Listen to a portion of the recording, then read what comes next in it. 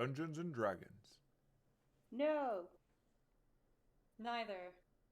Oh, well. Dungeon. No dungeons. Only a couple dragons. Londons and mages. Dunkin' and Donuts. Dunkins and donuts. Dunkin' them donuts. Oh, hey, shit, we're live. That's right. Oh no! We've dungeoned our last dragon. We've yeet our last paw. We've eaten our last haul. Now I'm just like, ooh, I need to see what's on the new cards. I'm excited. I mean, they will cycle through. Yep. We have a viewer. It's me. Oh, good. I like how OBS is terrible and doesn't even tell me there's a viewer because it's so bad at refreshing these things. Oh, yeah. But yeah, so for anyone watching this, who is you, I guess, or anyone watching this on YouTube in the future, we are back to playing online remotely, so my apologies if the audio levels are off. We kind of have to redo all of it when we play in person, so apologies. We'll try to be loud and clear. Do what we can. Yeah. But yeah, we're back after last week's little deviation into the basement of Fletcher, where you encountered the Rat King from the Nutcracker Suite. And after attempting to negotiate and realizing that you were really just stuck on a play script, you decided to follow along and danced him back into the portal to the reverse side of the world, prompting all of his minions to flee after him and nearly drag Penelope there too. Gotta watch out for that. The reverse side of the world is not a safe place to be. It's like wandering into a mana nuclear reactor. Yep. Gotta watch out for that. But you did it. You took care of that. And then the people from the Mages Association who were snooping around Grimm's hideaway got very flustered and left. Which is good. You haven't quite found a way to close off these portals yet, but you did get an opportunity to talk to the Lady of the Lake again, and she's set up a perimeter around that particular portal so that you theoretically shouldn't have more stuff wandering through. Woohoo. So after having a quick conversation with her about what's going on, Penelope sent messages to a few of her contacts in the area, because your current goal is to go and find the guy whose workshop you crashed on the way in, since he probably knows more than anyone else about what to do with these portals. Even if you don't necessarily agree with his methods, he probably knows more. And that means you're going to have to get into the Department of Spiritual Evocation. As it happens, you know someone who works with that all the time, because you know Crosby, so you texted him. You also sent a message to Vivi, and because it's early Sunday morning, you haven't got a reply yet. That's fair.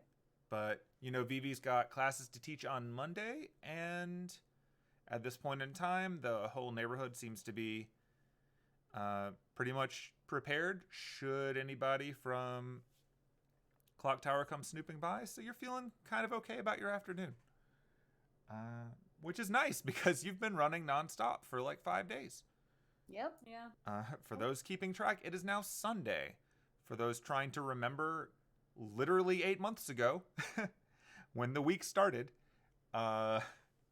you arrived in Paris on a Wednesday?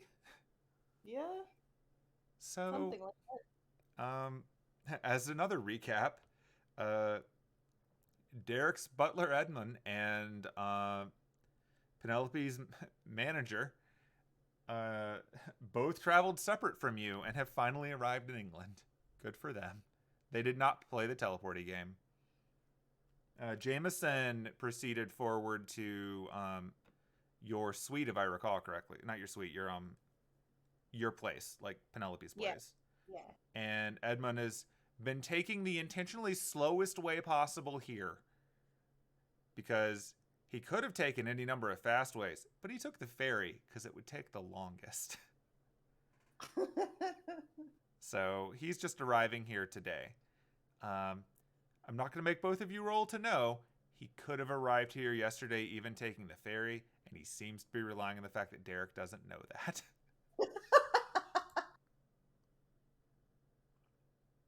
Oh dear. But that's where things are at now. So let me advance the yieldy in-game clock up here. Now that I have presumably a mouse that will actually do what I tell it to. Awesome. Oh no, I have to update the list of everything that happened on Saturday later. Oh no. Wah, wah. Well, that'll be on me. Yeah, good luck with that. Yep. But in the meantime, let's advance the clock by a few hours, because a few hours went by. We'll say it's 10 a.m., because why not? You woke up around 7-ish, and between catching up over breakfast with your now returned uncle, and then everything that went down at Fletcher's, it's about 10 now. Apparently the Clock Tower morning people have moved on. Ugh. They start early. Yeah. Yep. Well, they wanted to come yesterday, but your uncle kept them distracted, so good on him. Yeah. He seems to be, like, between him and the tiefling lawyer he mentioned, they seem to be pretty good at stalling this out to buy time. So it also occurs to Annis, who has recently come into, more expertise with mobile phones, how much more could have been handled had his uncle been able to text other people and tell them what was going on so that they would have had more than a few hours notice. But we digress. Such is the world of mages and phantasmal species. So Woo. it's 10 in the morning. You've thus far resolved the issue at Fletcher's place. So you are both free to enjoy some time. What would you like to do for the next few hours? Well, Annis is probably just gonna get right to work making potions. I mean, she'll probably check in with her uncle and cousins Yeah. to make sure there's nothing else that needs to be done, and then she'll just get right to work cleaning up the mess that Buck left, Right. taking a catalog of all the supplies, seeing what potions she can make, so on and so forth. Yeah.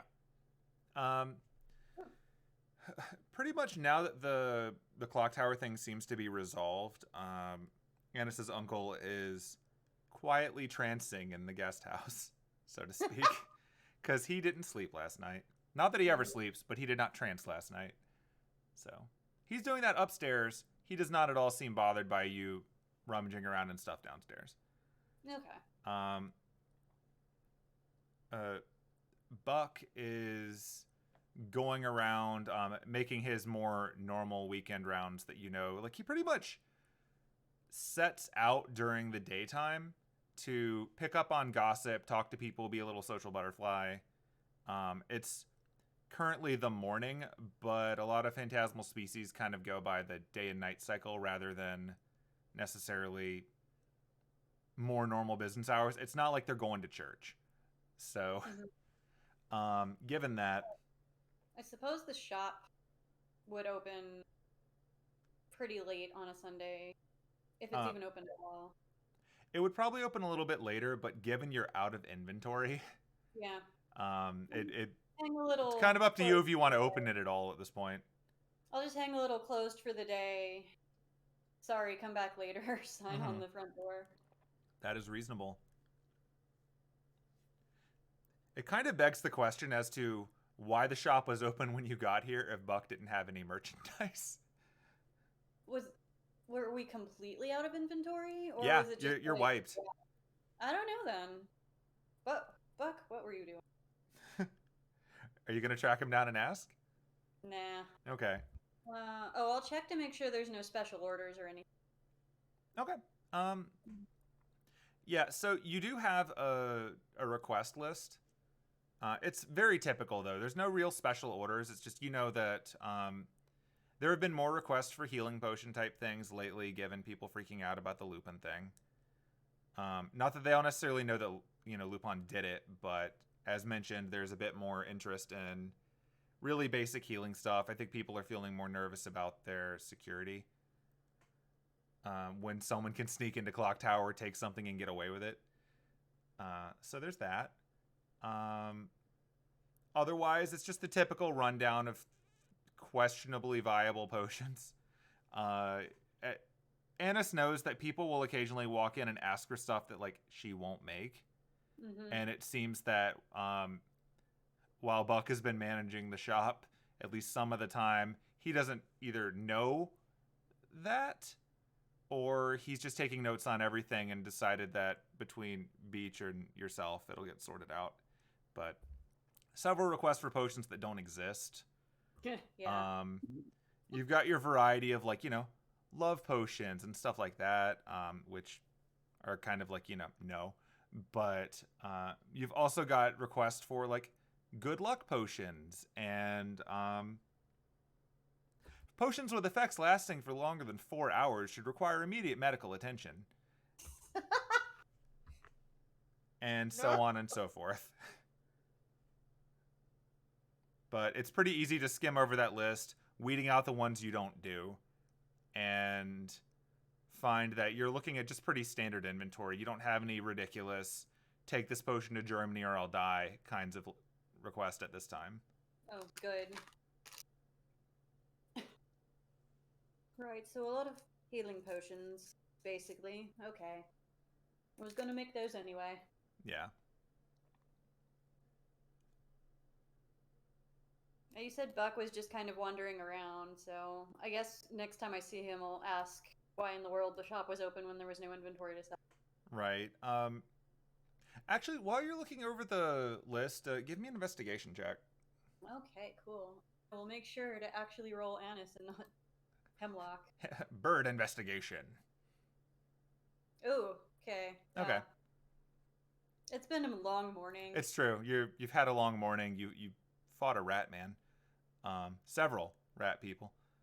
Met the Rat King. Yeah. Watched Penelope dance the Rat King into another world. Yeah. I mean, essentially looking over your list, you notice that there are 4 handwritings. Oh. Huh. Definitely need to ask about this.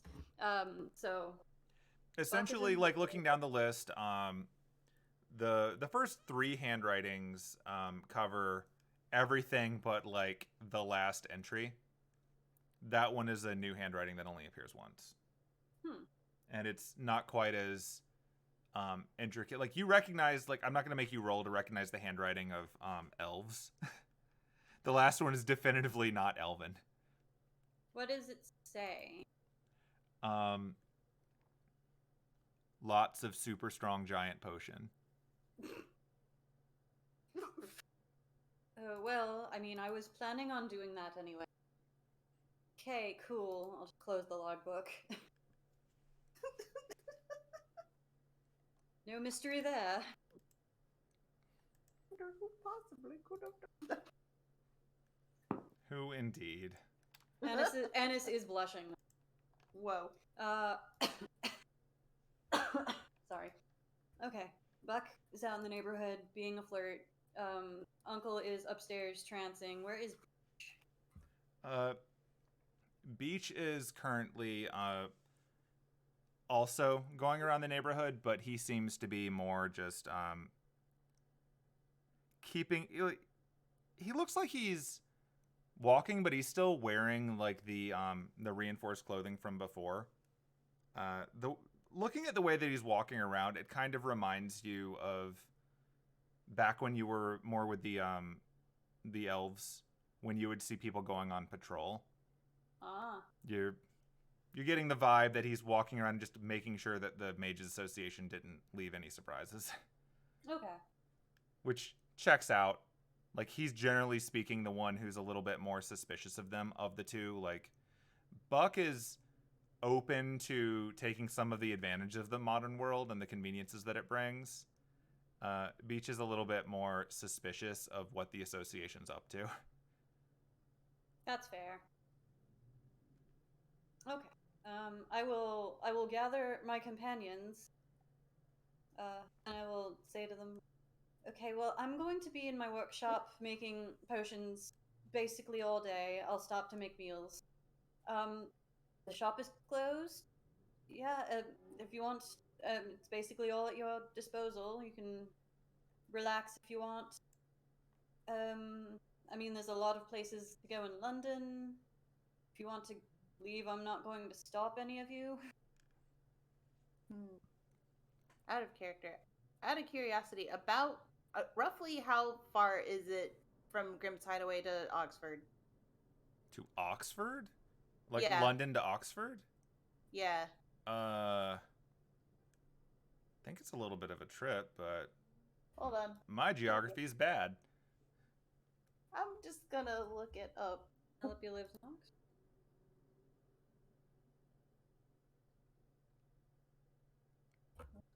I want to say that it's a little bit of a journey and that it's an expensive journey. But I'm an American with very little knowledge of geography. Of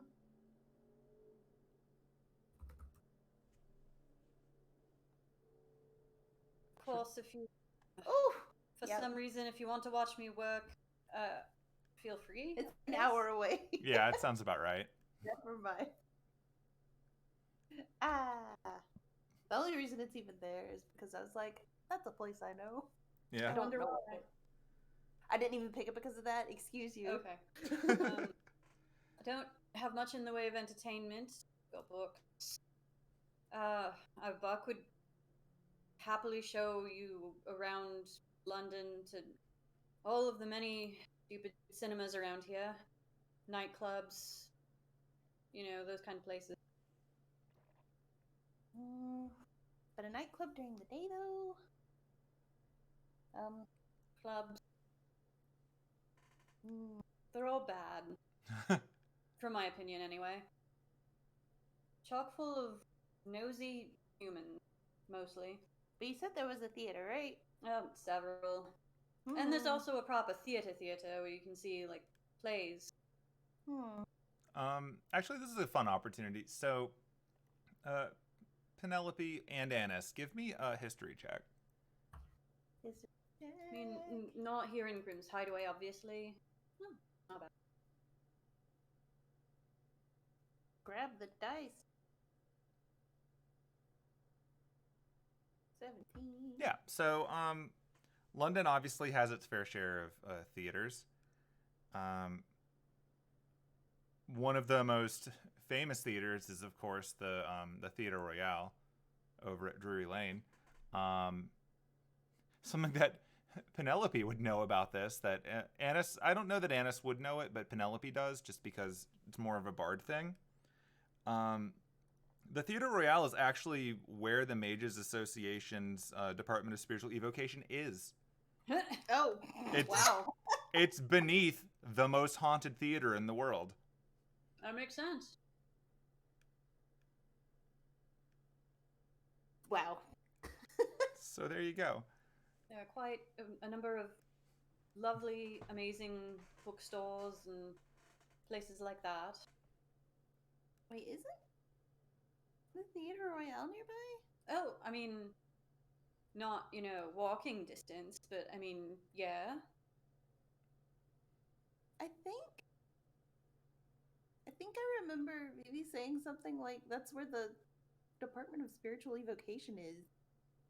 Oh, yeah, that makes sense. Huh. Weird.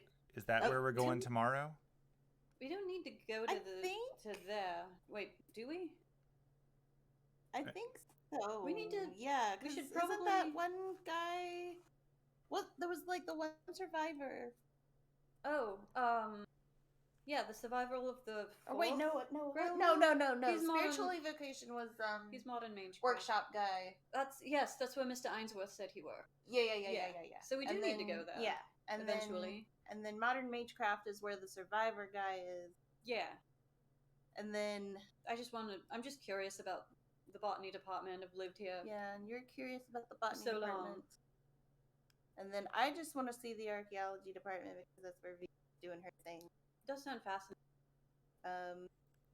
Hope nobody asks questions shit about it, but It is what it I think I should try and to really sell the disguise. Try and do some kind of other accent. I mean, if you want, Hmm. I'm not gonna bother. Yeah, that's fair. I'll have to workshop something. It's gonna be fun running into Crosby. Yes. Do Um, we see if you can tell it's us, or do we just come out right from the beginning and go, I Crosby, mean, it's us. Don't say anything. I- We're in disguise. I don't know. I don't think we should give it away right away. I think we should play with him a little bit. I mean, you can try it right now if you want.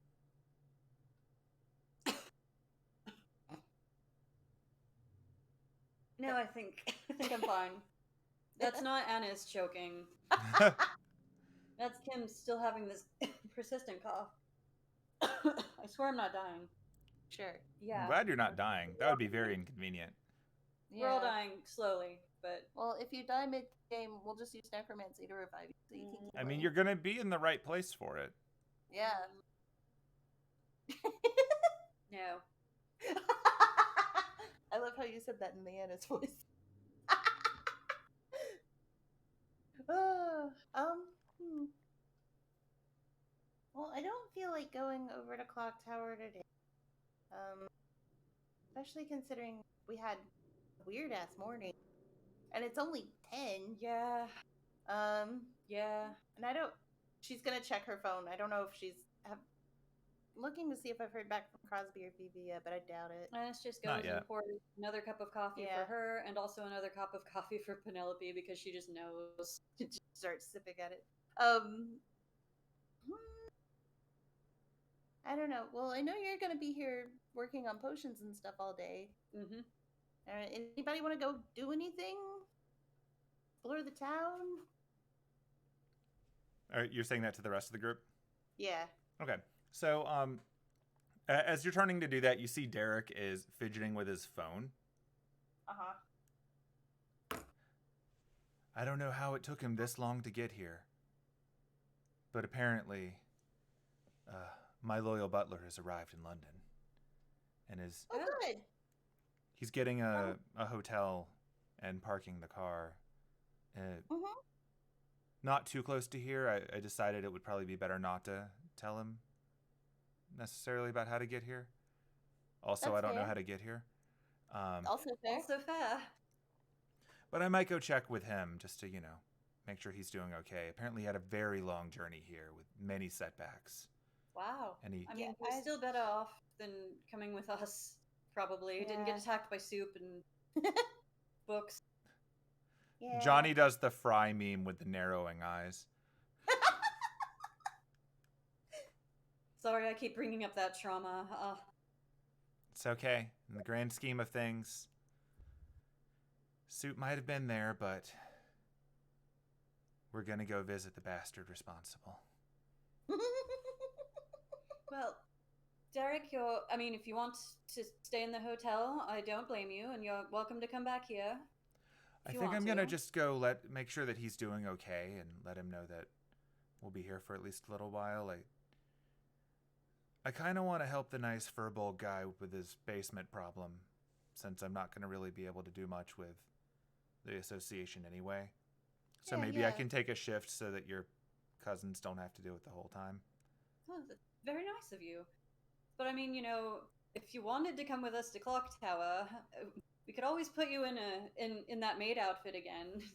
The perfect disguise. Is that a standard outfit for a clock tower? I've never been there. I am joking. Annis just wants to put you in a maid outfit for her own. I am joking. Okay. I will stop there. I mean, I'm sure that if you really wanted to, we could get you a disguise, but you don't seem very interested in Clock Tower.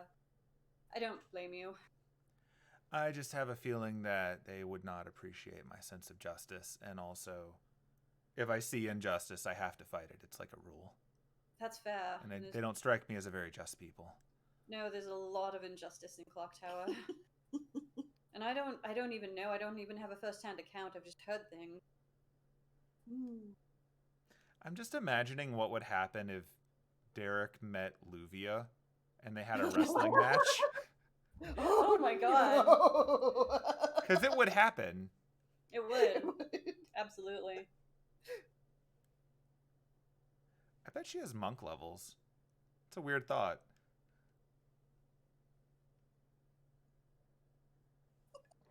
Well, What do there's you a mean? character I haven't statted out yet, but we'll see where that What do you goes. mean You haven't statted out every single named fate character that we could possibly ever run into. How dare you?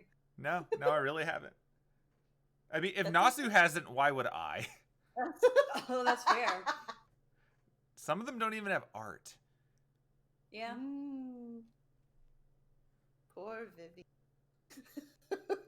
I mean, I've already done more spiritual evocation than he has. So, you know what? True. I gave it a place. He never bothered doing that. Womp womp. Yeah. But, yeah, so Derek is going to be checking in with his butler for now, and then he's going to come take up a shift of watching over the portal just in case any rats or other stuff come through. Johnny is sort of looking back over to Penelope. Hmm? I've never really been here before. As far as I'm aware, this was a place where people drive on the other side of the street. And pretty confident I've been told the food is bad, but everything I've had so far was good. Looks over to Annis, who made good food. I mean, Is that a half-elf thing, or is it just a bad rumor? I mean, I'm not even from here. I learned how to cook in the Sherwood Forest. It's not, I don't think, I've met some half-elves that are not very good at cooking. I just happen to be very good at cooking. I'm right here. You're getting better. Not Thank you. everyone is born with the talent. I've met other half-elves other than you that are also bad at cooking. It's okay. We all have our strengths and weaknesses. Exactly. Ooh. But yeah, I mean, at least the driving on the opposite side of the road part is true. Depending on where you go, food is good. Guess it depends on what you like. Depends on your definition of good, too. Yeah. But we could go explore. Plenty of landmarks and whatnot. I'm sure you can find somewhere a Shakespeare play being acted, produced. You know, that thing. You can find a theater where there's Shakespeare happening. We could go watch a movie, or we can go to a cafe. We can go do all kinds of things. All right, that might be a nice change of pace, somewhere where we don't have to buy Chinese food and then fight off ogres. Yeah. True. All right, come on. I'll help you do your makeup, and we can go hit the town. Okay. Cool. Woo! And thankfully, we don't have to roleplay an entire game while Annis is making potions. Yay! Because that would be unfortunate. No, you have a fun time. The two of you get to wander around. Are you mainly sticking around the hideaway, or are you going to, like, proper London? We're gonna go to proper London. Okay. Then, yeah, you get to be full tourist. Sweet. You get to look around. You have a relatively peaceful day after the last week. You don't encounter any halflings getting kidnapped. You don't run afoul of a rabbit that you have to chase to an all-night party. You don't encounter any harvesters. You actually just have a nice vacation Sunday. Cool. Annis, you successfully make a whole bunch of potions.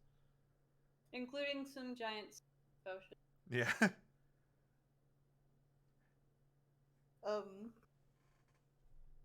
While we're out and about, I'm gonna buy a little souvenir for Johnny. Okay. Be like, here.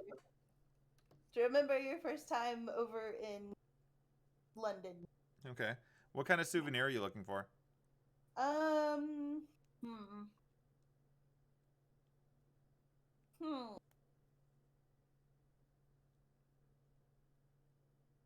My gut says hat.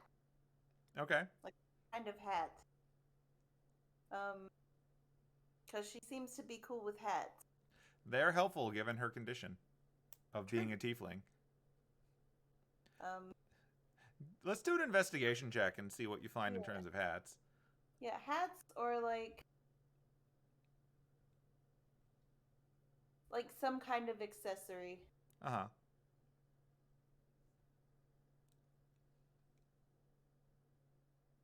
Hell yeah, 21. That's some effective shopping. So yeah, you find a lot of fairly fashionable, nice things that are well within your being a mage budget. One thing that pops into Penelope's head as not a good idea but still funny would be a way to get around her horn problem. If you got her one of those ridiculously tall hats that you see those guards wearing. No. But you decided it would not be a low profile option. So No. you do not acquire it, but you enjoy the mental image. And yeah, you ultimately, you find a nice bracelet. So it's small, it's cute. It's kind of like a little bracelet that has tiny, I guess, notions type things attached to it, like little things associated with London. It's got like charm bracelet. Yeah, it's like a charm bracelet. It's got like little a little Big Ben clock looking thing. You've got a little Buckingham Palace. You've got a tiny London Bridge. All kinds of very cliche stuff, but it's done nicely. Like it's a tasteful little thing, and it's cute. And she is wearing it now. Cute. All right. I would get you something, but I have a feeling, as someone who lives in this country, that it doesn't have quite the same adventure for you. I mean, you can do whatever you want. I will appreciate it either way. All right, let's see what she can find for you. Using the amazing power of Johnny investigating. Oh, Lord.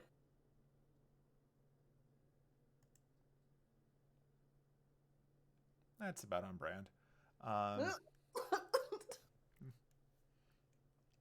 Okay, so while you find this, really nice, well-made bracelet, she's looking around and she's finding mostly more touristy level gift shop type things. Oh, geez. And she comes back to you, and she has this. It's like a necklace.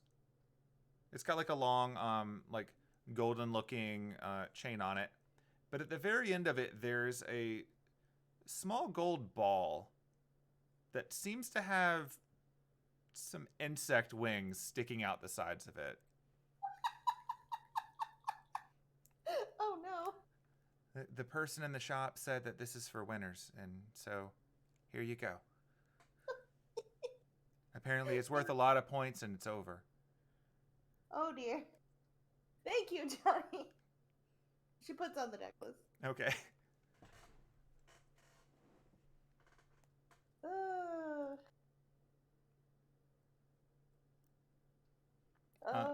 About noon, you get a text reply. Okay. Yeah, you get a reply from... well, let me actually roll and see which one of them replies first. It's more fun that way. Okay, so your first reply is actually coming from Crosby. Ah. And so you'd specifically reached out to him before because you were looking for some help with the Department of Spiritual Evocation. Yep. Since you know that he, works with them. And his response back is that, he is back in town now after, his time in Paris. And he has some downtime, so he's happy to show you around and introduce you to some people. Just, in that friendly Crosby kind of way, he reminds you that the Mages Association is not necessarily the easiest place to be known as a halfling with no regard for authority, to put it nicely. So you might want to wear a hat or something.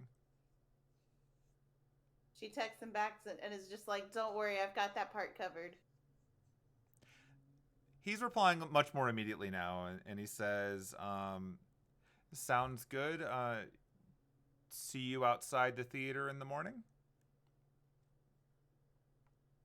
Just, okay.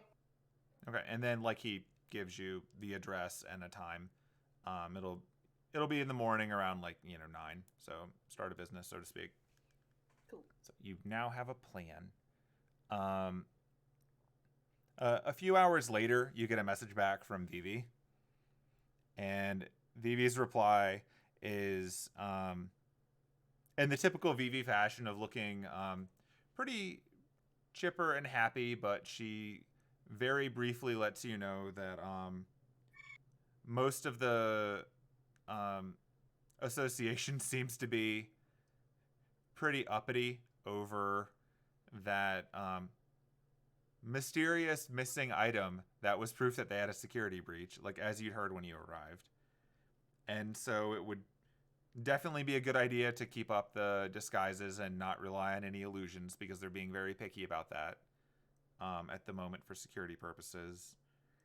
And that she's going to be teaching her class on Monday, but once she's gotten through her morning courses, you're welcome to meet up either with her at archaeology, or she can take you to one of the other facilities, because she's got morning stuff to do, but ultimately she controls a lot of her schedule and she can shuffle things around for the evening. And she's also just got Tuesday open. So Okay. depending on how long your Monday takes you, you can either try to double up and go somewhere else, or you can just go on Tuesday. As a reminder, Annis's thing is going to be closer to the later part of the week. So that'll be taking place on Thursday. Okay. So you have a few days to do clock tower stuff, and you can choose how you want to spend them. Okay. She's gonna text her back and say that that works out, because she's gonna be meeting somebody at Spiritual Evocation Monday morning, and that she'll let her know what they're gonna do after that. Okay. She also just sends you a note that says to your disguise is good, but try really hard not to lose your cool if you find out that they're fans of Penelope. She's just gonna send her a text back. Do you know about this fan club with 15 question marks? So you notice that the message is on red for a while. Oh no. And then you get the reply of, so anyway, if you would be interested in meeting the Clock Tower chapter of the Penelope fan club, they meet up on Wednesdays.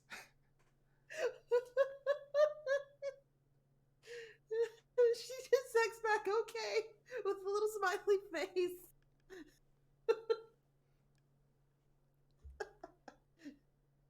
And then she just replies, did you do this? It's just on red for a few seconds, and then the immediate reply was, Heather Saxcoat is a big fan.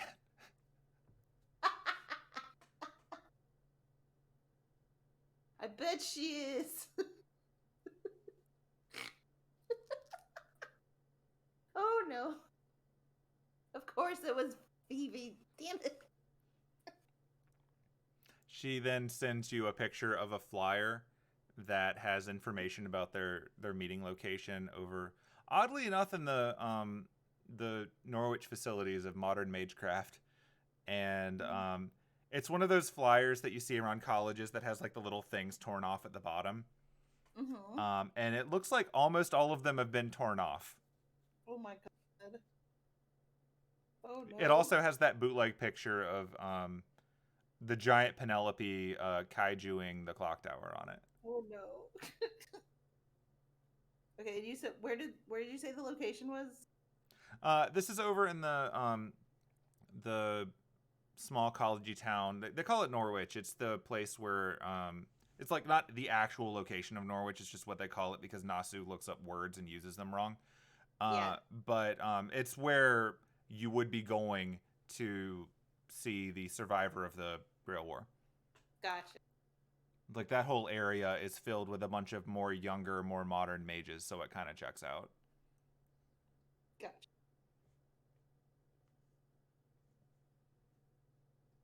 Cool.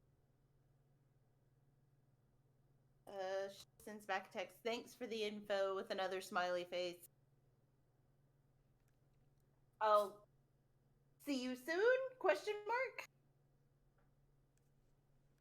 She replies with a thumbs up gif.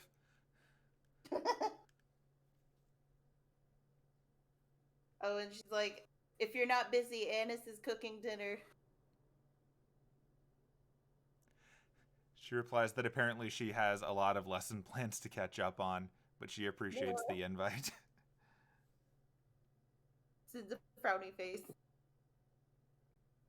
She sends back a picture of a lot of paper stacked up on a desk somewhere. Oh no. And a big red marker sitting beside it that implies that she has a lot of grading to do. She just sends back a skull emoji. I don't even remember if emojis were a thing. I don't care. There's a skull. You're still at that special point where I think it's converting smileys, but yeah. Yeah. We're pretty much pushing the limit of what text messaging could do at this point. But we did have media messaging at the time, so the pictures still work. True. And you're not in America, so it doesn't cost a fortune. True. Alright, she's gonna send Vivi a selfie of her and Johnny in front of, I don't know, Buckingham Palace. There you go. Alright, cool. Okay. So, yeah, Yay. you guys have a nice and eventful afternoon. Nothing super horrible happens. Everyone just actually enjoys their day. Annis is, like, you've got the rules for how long it takes to make your various potions. I'll let you decide how much is for you and how much is for the shop, but you've got the materials. I already updated my inventory. I even took Excellent. some of the potions out of my inventory to put on the shelves. That is fair. You have a variety. Okay, and question for you, just so that I know it, not necessarily that you just would want to do it. I know you've been carrying around seeds from the Ainsburn garden. Are you going to be planting any of those in your garden, or are you just saving them for your druid friends? I know I sent some back to Sherwood, Mm-hmm. but I think I kept some for the garden, yeah. Okay. Cool, yeah. You're welcome to obviously plant them in your garden, should you wish. I just wanted to verify so that I would know. Yeah. Okay. I picked out some of the ones that I thought would actually grow in this conditions. Like, you know the conditions of your own soil pretty well, and you had plenty of time to study the conditions they were in there, so we're not going to go through the nature checks on that one. Don't have time to set up a fancy, like, indoor hydroponic thing with lights or whatever. Yeah. Yet. I think most of what you have going on there is you're on top of a nice ley line, and you're in soil that has been literally talked to. So you've probably got the best conditions you could hope for in London at the moment. Give or take whatever you would find in the botany department, who take a very different approach than you do, so who knows?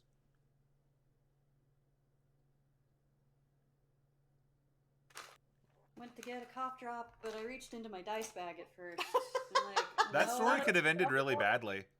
Forbidden cough drops. And you're like, anyway, I ate a D12. Oh no.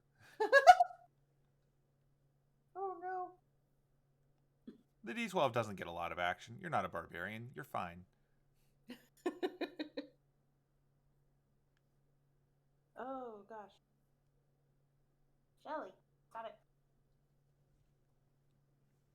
Oh, at some point over the course of the day, Penelope's gonna try and do the sending spell. Okay.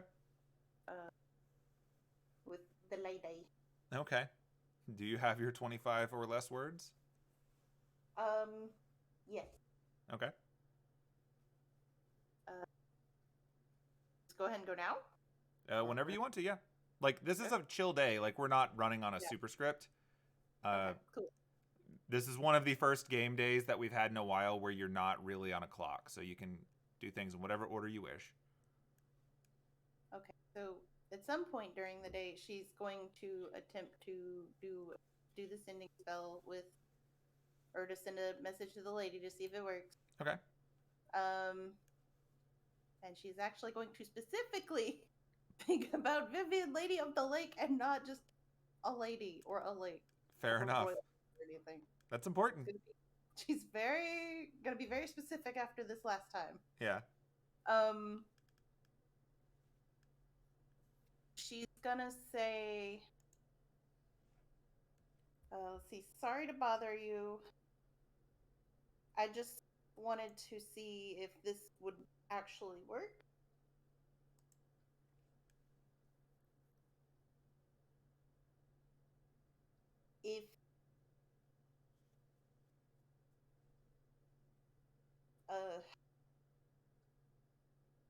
If I shouldn't contact you this way, let me know. That's it. Okay. And so she gets 25 words to reply.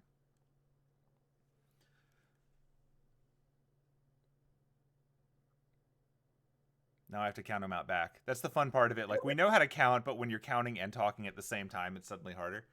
Yeah.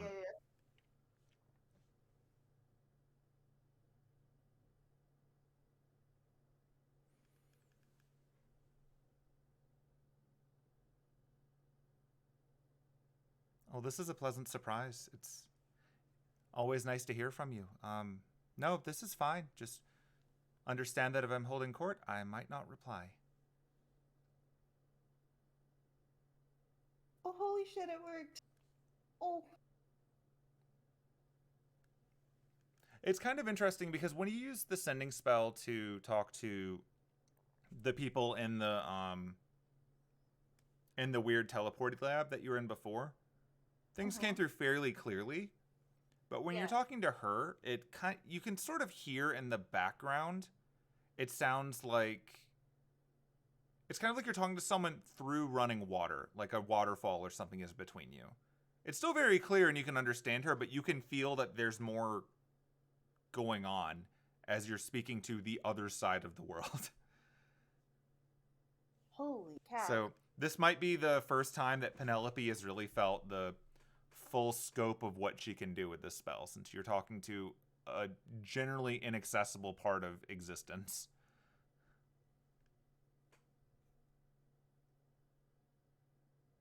She's just gonna kind of sit there for a minute and just kind of sit there with that knowledge and be like,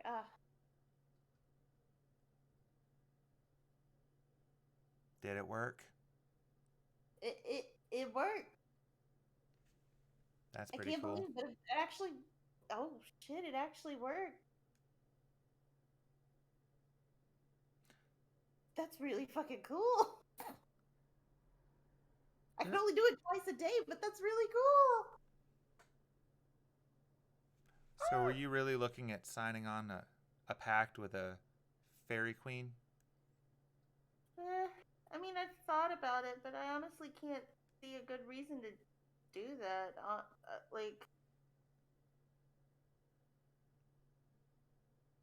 She kind of sighs and is just like sitting there with with her chin in one hand. Like, I don't know. I don't know. I know there's a lot of risk involved, and I know I could get something out of it, but I'd also have to do something for her, and I don't know if it's worth that risk yet.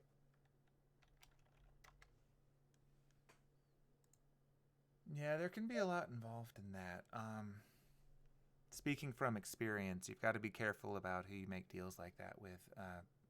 It sounds like you've already got a pretty good deal going with her, and she seems very nice, but from what few stories I know about the fairies, you have to be careful because they make good deals and they tend to favor them. But then again, I made a deal with a monster, so Yeah, not exactly one to judge. Yeah.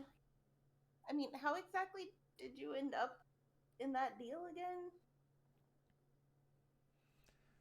It's a bit complicated. Essentially, if you want to work in show business and you've got horns, turns out there are people out there that are willing to still give you an opportunity. I think some of it was just frustration at being mocked by my own people for, well, being one of the most high-profile example of us to be confused with the devil. Yeah. That's a bit isolating over time, and somebody comes along and gives you an opportunity to pursue some of your dreams, but also take care of some of your problems, and it's tempting. Yeah. And to credit, like, I'm not under any illusion that he's necessarily a good person, but he's never really hurt me. He just occasionally likes to push me to be a little bit better, and so far all he's really done is hold back things that he gave me, so I can't really fault him too hard for that. I mean, does he have you... What's he getting out of the deal? What's his end of the bargain? Honestly, I don't rightly know. I think he likes having his hands in a lot of different pots. I don't know him too well, but from what I've heard, most of what he does is for his own entertainment or because he wants to mess with his rivals. Like, he's very old, and it seems like a whole lot of the stuff that his type do is big, long-term chess type things with all of us as the pieces. And my best guess is that he decided that helping me out with my problems would either get him more of what he wants or take something away from someone else, and it's on a board that's too big for me to see.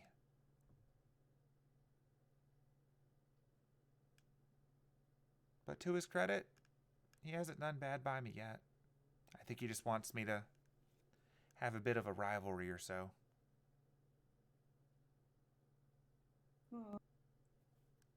Well, if he ever tries to pull any shit with you, then I don't know. You don't deserve to be in a shitty situation, is all I'm saying. I appreciate that, Penelope. Like, in general, I think in the grand scheme of immortal monsters to work for, he's not the worst. Right. He's never made me do anything I didn't want to do, which is good. And as far as I can tell, he seems to just be having fun seeing where things are going to play out. But if things ever get too bad, I'm sure that you'll be one of the first ones to hear about it, because I don't talk to a lot of other people about this.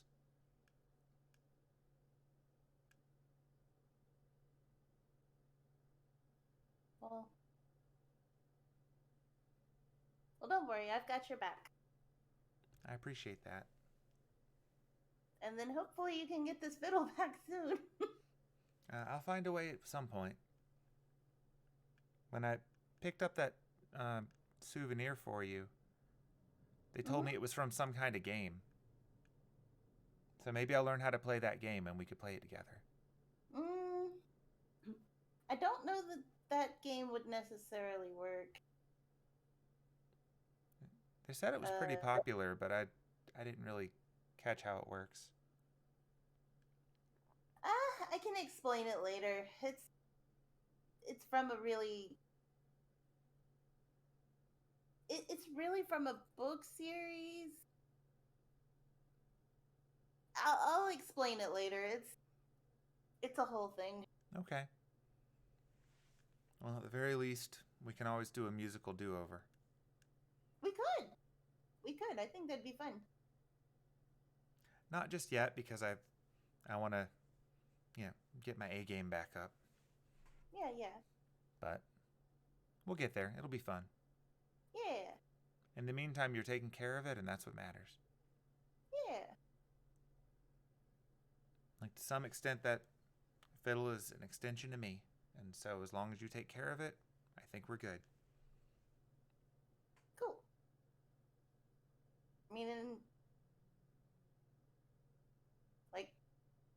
And I guess if that fiddle's an extension of you, you've been helping me out a lot, and I appreciate that, so. Happy to do so. Honestly, this is a lot better than going home. Fair.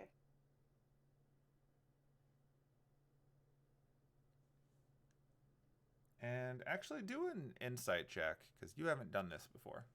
Insight check. Boop. 14. Okay. You notice that when she refers to going home, there's a little bit of hesitation in her. The way that people kind of refer to, going back to work after a vacation. Right. She seems to be enjoying her time here. Mm.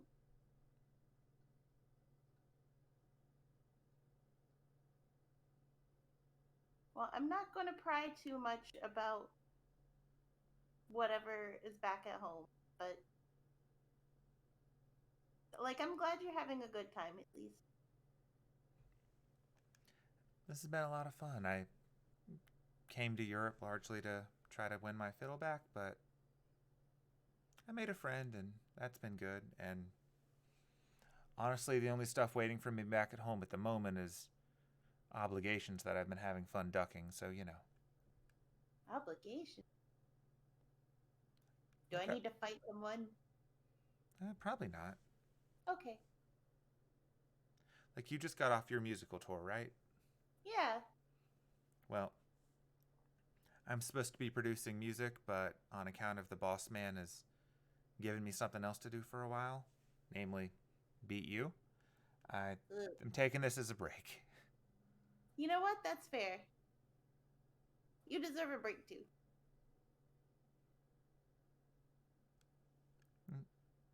I'm sure as long as I come up with a song or two from the trip, it'll be worthwhile.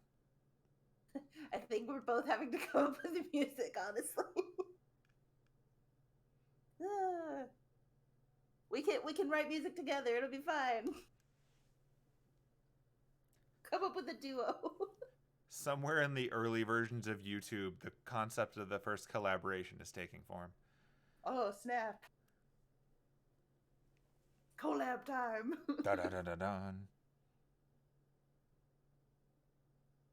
Yeah, I was thinking about maybe writing a song with that cat that we saw the picture of over when we were in Paris. Seems like it probably has a fun story. Oh, the fishing cat? Yeah, the one that has that alchemist and all the weird stuff that went down there. I feel like songs about animals do well where I come from.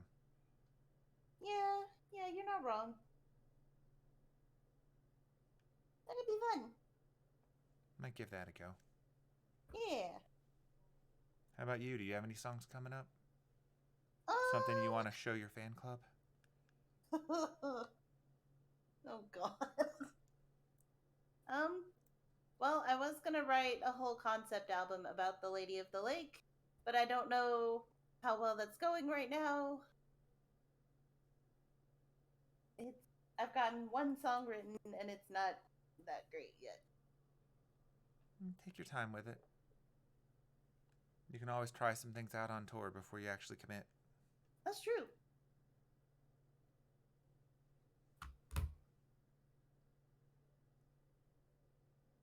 Hooray. Yay. All right. So does anyone have anything else that they would like to do with their Sunday before you gather together again, eat, and then set out the next morning? I think I'm good. Yeah. Okay. Just potions and food and potions. Okay. Nobody's around. Yeah, it's a really chill Sunday, all things considered. Seems like the association didn't bother sending anyone back. After Derek went off and checked in with his manager, he did come back for dinner. So he'll be sticking around here. He just wanted to make sure that his manager was okay. It was crazy. He said that apparently the boat kept taking him to the wrong port. I don't know why it went back to the same port 3 times. He seemed really, really adamant that that's what happened, though. So Strange. Well, I mean, that kind of thing happens with boats sometimes. Yeah, totally sounds plausible. Yeah, I hope those trolls didn't get stuck at that port too. probably not. Yeah, probably not. That'd be very unfortunate. Oh, Annis, I brought you back some tea. Oh, thank you. What kind of tea is it? It is an Earl Grey that has lavender and a hint of orange. Oh. I think I'll brew this right up for dinner. Sweet. Huzzah. Woo! Tea is delicious. Dun dun dun. Yay! Yeah, I've had Hemlock keeping an eye out to make sure nothing shady's happening. Yeah. Yeah.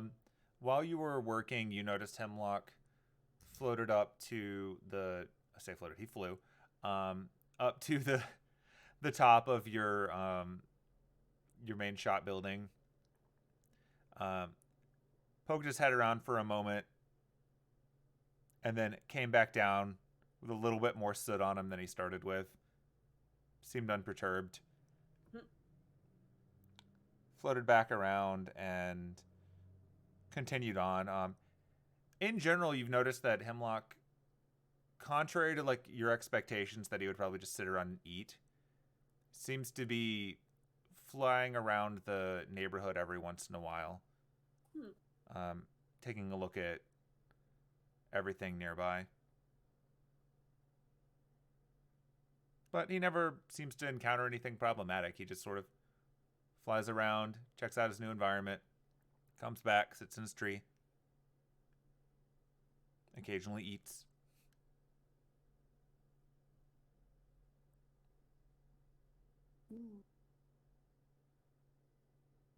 But yep, so you successfully make it to dinner. You consume. I have no idea what I made. That's fine. I don't know what British people cook other than curry. They make food. Yeah. Bangers and mash. Clearly. I was literally about to suggest that. Get out of my head. I mean, I'm sure I could quickly Google it, but this is funnier. Yeah, you successfully prepare food. Between British cuisine and Elven cuisine and whatever other cuisines, because you live in the modern world, you are capable of making dinner. Nary a problem. And I assume uncle and cousins also are there for dinner. Yeah, everyone's back for dinner. Fletcher seems to be perfectly comfortable with his home for a little bit without anyone checking in on it. It's mostly a matter of Derek's going to go check things out in the morning while you're at Clock Tower. He's not just like squatting in a basement waiting for rats to come through. Right. So, although that would be in character, it's not what he's doing. And dinner. Over the course of dinner... Oh, what's that? Oh, I was about to say... I was about to cough, apparently. Sorry. I will inform the uncle and cousins that I have new stock, and... hang on, let me roll something. Sure. By the way, why exactly was the shop open when I didn't have any inventory to sell? Stares over at Buck. Basically. Yeah. Like, I'll direct the question mainly at him, but I'll also kind of look at Heath and Beach as well. Sure. So the two of them look over at Buck. Well, part of it's so that we could continue to take orders, of course, but also kind of been using the shop as a place for people to let me know what's going on. It's an easy place to find me, share some news. Clock Tower's been pretty gossipy lately, and gossiping in Clock Tower is not always the best plan. Information gathering. Okay. It's been important. This I'll- is a I'll place allow that it. people from Clock Tower are allowed to go without it being suspicious. Also fair. All right. Well, I've got inventory for you now. Hopefully it'll last at least until I get back from Sherwood. That's good to hear. It's good to hear that your grandfather's work is continuing on. And of course that honestly watching you work has been quite impressive. I know that some of us have attempted to fill your role to varying degrees of effectiveness. Again, stares at Buck. But I mean, I had been considering branching out again and trying to sell drinks and whatnot, but I feel like that would have to be something I'm here for. And maybe it'd do better now that I'm a little bit better at brewing and whatnot. you do seem to have gotten a bit more experience while you're out there. Based on what I heard earlier about your antics, it sounds like you discovered quite a bit in Germany. Been a long month. And how?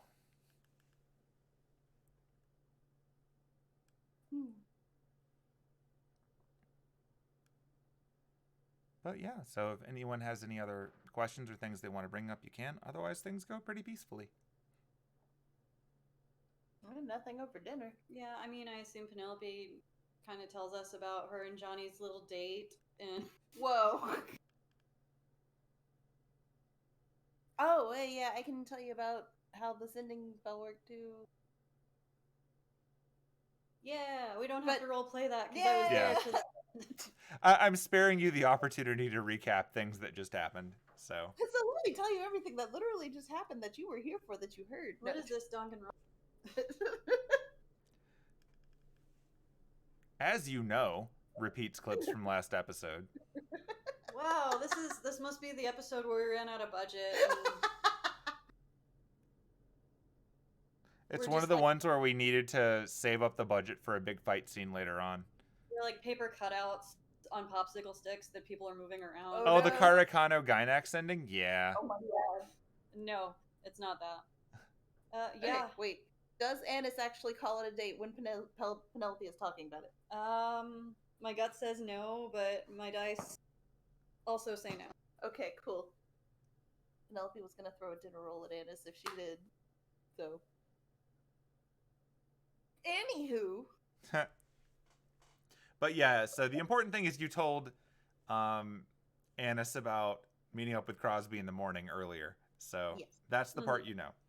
Oh. So yeah, given that while you're eating dinner, Derek and Beach sort of work out a keeping an eye on Fletcher's schedule so that they can, help out with that a bit. Buck is going to continue to keep an ear out among the clock tower people with regards to whether or not they're sending anyone else in this direction. He's just going to kind of spy around. He apparently has a lot of contacts in clock tower, which is nice.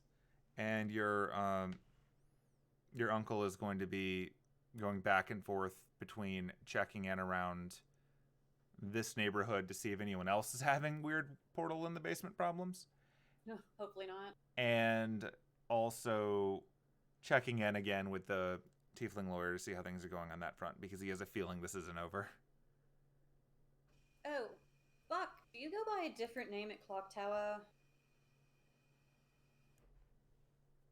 Oh, Please tell me you go by a different name at Clock Tower. yeah, of course. Now I'm have to actually dig that out of the notes, because you'd think I'd remember this, but I made so many ridiculous clock tower names already. Yay! that I'm starting to forget them already. It's okay. We could dig out Village Green and see what we didn't use already. You know, that's more fun. I got this. You got it handy? All right, yeah, let's give him a brand new one right now, and I'll just update it. All right. Are you Yay! ready? All right. Oh dear. We have some options. Okay.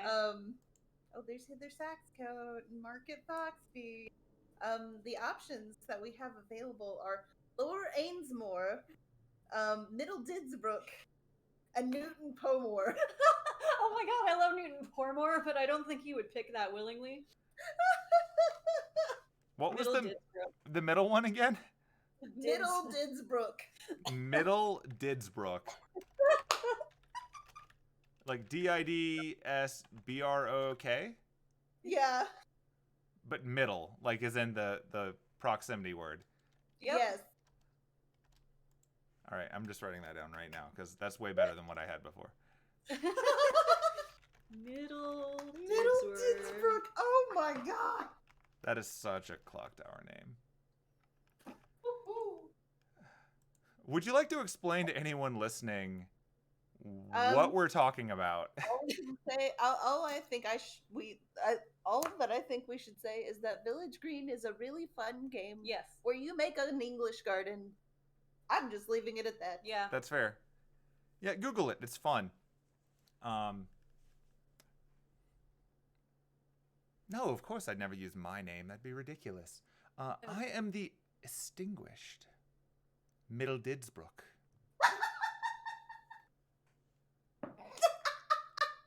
Ennis manages not to laugh Oh, no. out loud. Penelope's losing her shit. You know, that is a very clock tower name. I'm proud of you. I took it from a garden. So did I. My alias is Market Foxby.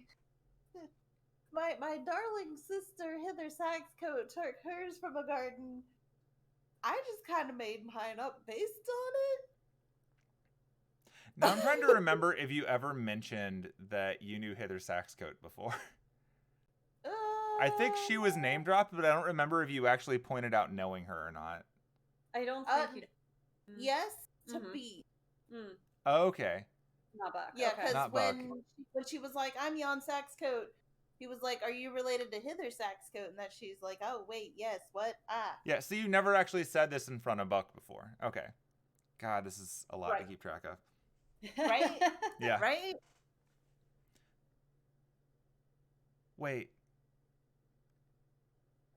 Hither Saxcoat, the blonde girl Yeah? from archaeology. Yeah? Oh, she's your sister. I didn't know that. That explains a lot. Um, Wait, does she know who you are?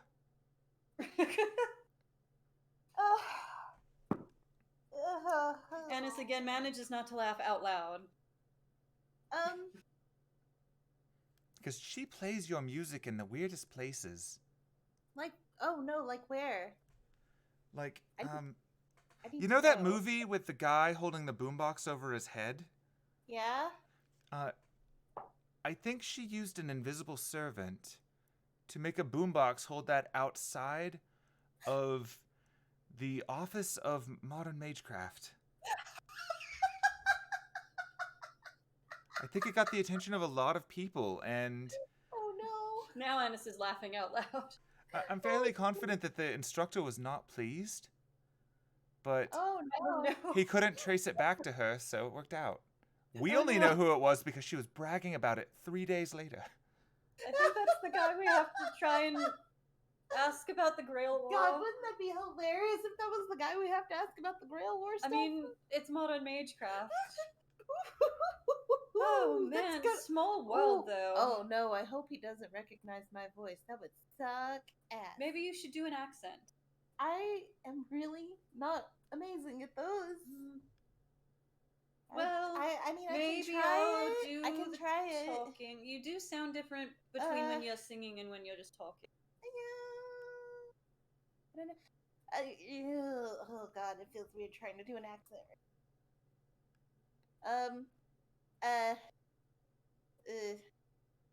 Ah. I'll try later. Oh, good. Okay. We'll workshop it. I don't know. Well, no, because she doesn't use an accent as Hither, so it wouldn't make sense for me to use an accent That's fair. as Jan. That is fair. Yeah, you don't want me to try doing the accent, I promise. You want to be careful on him in general. He's very observant. Huh? The head of Magecraft, modern Magecraft studies, he's incredibly observant. Oh. He's not a very effective mage, but he's incredibly observant, to the point where it seems to irritate the other mages. Well, seems like maybe you'd get along if he irritates the other mages. Yeah. Who knows? Maybe he's secretly a fan. It's possible. I mean, he's definitely one of the more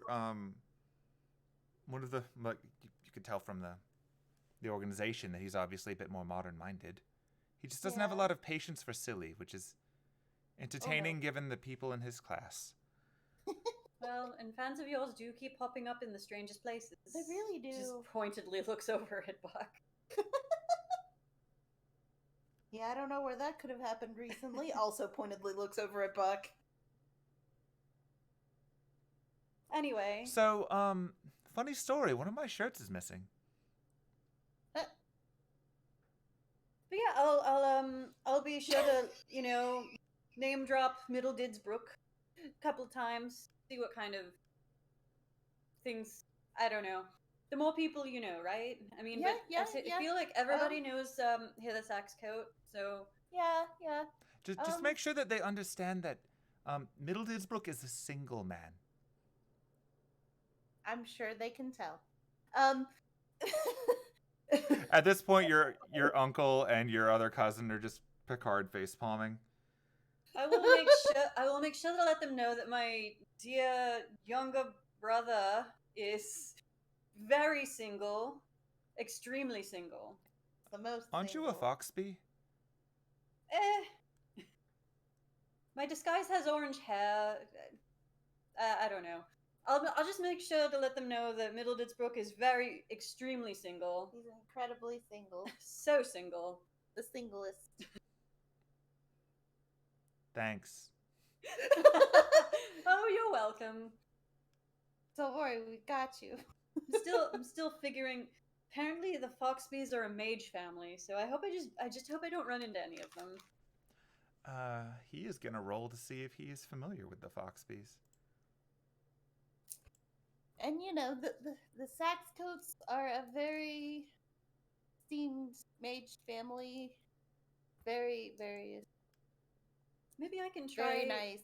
Maybe I can try an American accent. Much made. I don't know. You could. I've not really heard of the Foxbys before, but there's a lot of mage families, and not all of them show up in the school. Say, have you heard of the Saxcoats? Well, I know Hither Saxcoat.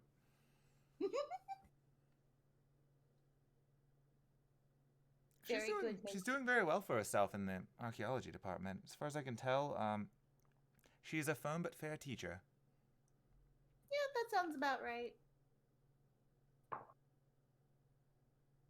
mean, she taught me, and that's how she taught me there, so...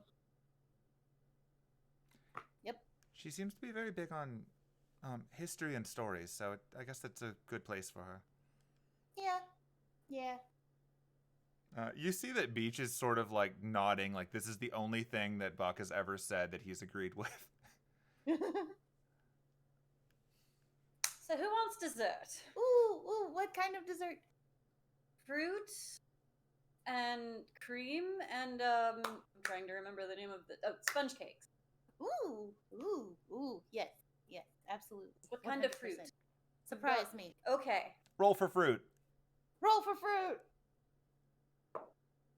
Strawberries, blueberries, and blackberries. Ooh, Janus, please. You're spoiling me. 3 kinds of berries? Ooh, they're in season. Ooh. Just pours another cup of coffee for you. gotta sleep at some point. The night's still young. Down second cup of coffee. Probably actually the 5th cup of coffee I was about to today. say. Yeah, at least 5 by my count. Yeah. No wonder I don't vibrate through the ceiling, honestly. Got to keep up your energy somehow.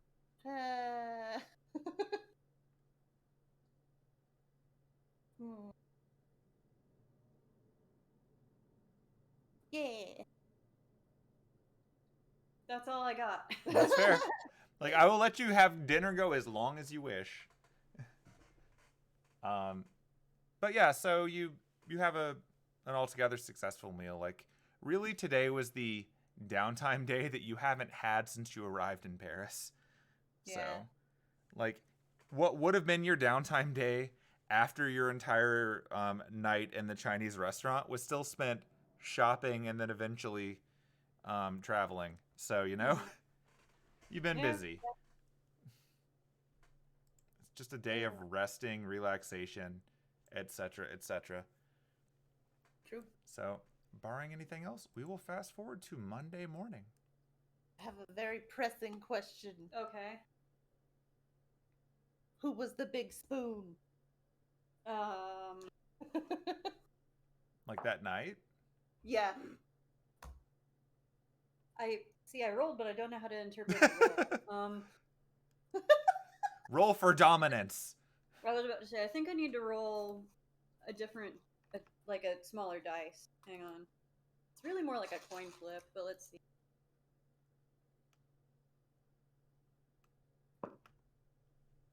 Derek was the big spoon. Hooray. Again. Get it, Derek. Get that big spoon privilege. I don't know. Don't look at me like that. Who is the big spoon now? You know what? Although you do need to make your snore roll. I do need to make my snore roll. And the rolling about whether or not Johnny goes to sleep first or wakes up. Oh shit! Oh, right. Yeah, we can do that. Okay, hold on. Snore roll. It was a 7. So it's a snooze. But not like a... a snooze. A gentle snooze. Alright. Not heads or tails. Odds or evens? Odds? Okay.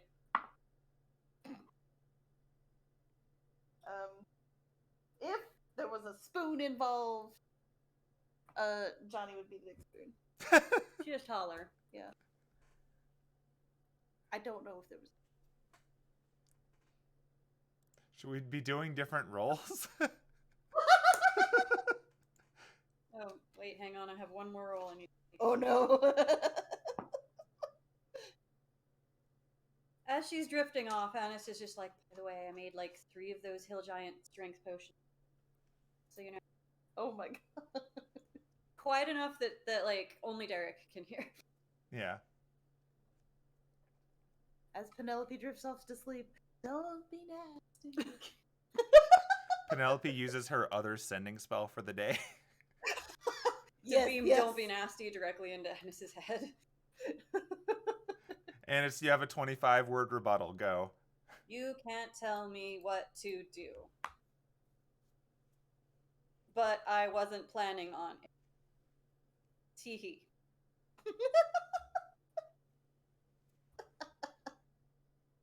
Check it off that second spell slot. You successfully sleep through the night and get your spell slots back. Oh, yeah, Hooray! knowing that she was just going to regain them, Anis probably would have cast the growth thing on the new seeds that planted. Sure. Give me my actions. What is the name of the spell? It's probably just like plant growth. Give me my action. Yeah, it's literally plant growth. Cool. Oh, I'm like, wait, I cast anything? Yeah, because we fought the Rat King. Yeah, I'm deleting them off the combat tracker now. What a friggin' day. It's Right? apparently Vivi's turn. I mean, Damn it, Vivi. What is It's always Vivi's what turn. is she doing on her turn? What isn't she doing on her turn? apparently she's grading papers. Roll the grade papers. Yikes. Okay. Oh no! Rolling to grade papers. All of her students fail.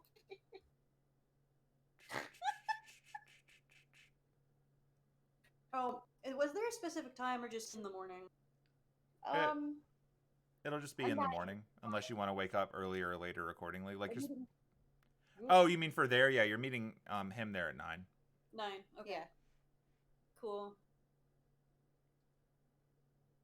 All right. Now time to roll to see if Anna sleeps in or not.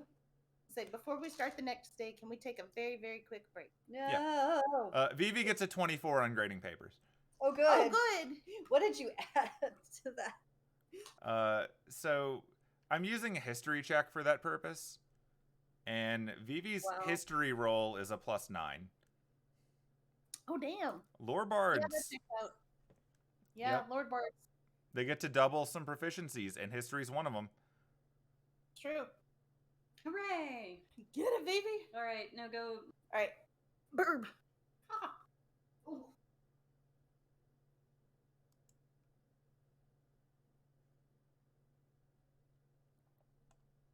Yeah, I don't want to do like specific numbers of inventory or whatever. No, you don't have to. There's an acknowledgement that you're using your time to restock a lot of the basics. And, like, you're not an assembly line, so it's not like you're regularly selling out, 50 or 100 potions anyway. It's more that you're a resource that's available, and when you have things, people will try to buy them. Mm-hmm. You're like an Etsy shop. Yeah, that's a pretty good way to put it.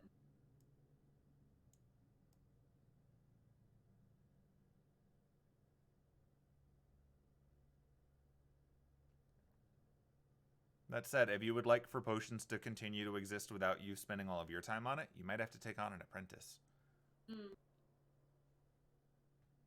That's fair. But Ennis also wasn't expecting to be gone for a whole month. Right. Like, that was atypical. You usually have your stock built up pretty well. And you're very good at making potions faster than other people, so given a little bit of time, you can absolutely get a stock for your next departure. Mm-hmm. Yeah, if we vaguely know, like, we're gonna go do Grail War things, and it's probably gonna take X amount of time. Yeah.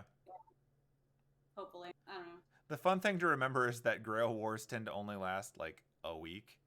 Yeah. Mages tend to die. Yeah. Ennis is not expecting to be gone for another month again.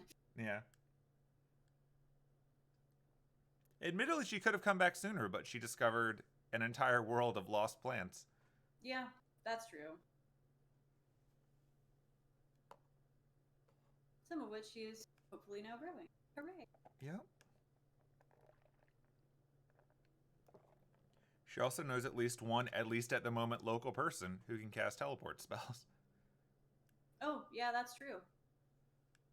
I mean, you don't have a circle in the Ainsworth castle, but it saves a lot of the trip. Yeah.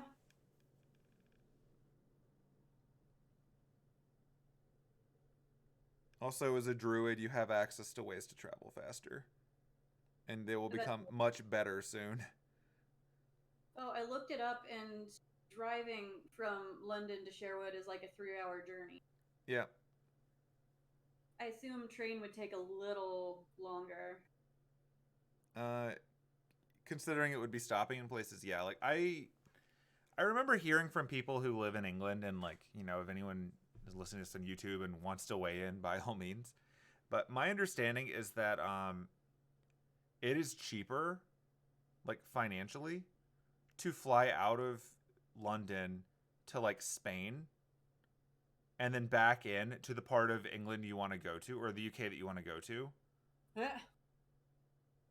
than it is to get there on ground.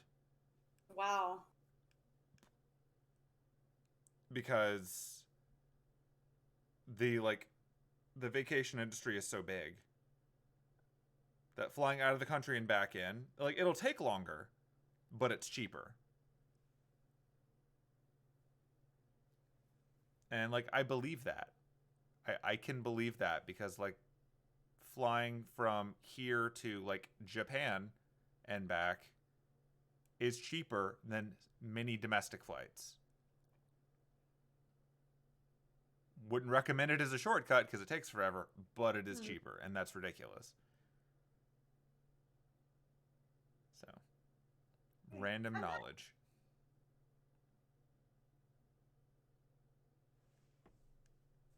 Hello. Hi. So, considering you successfully slept through the night, everyone gets all their spell slots back. Ooh, I can do the button. Let's use the button. Let's see if the button actually chooses to work today. Or make it Derek's turn, because I clicked on the wrong button. Janus does not rise with the sun. Party taking long rest. She is too comfortable. Penelope rolled a 6.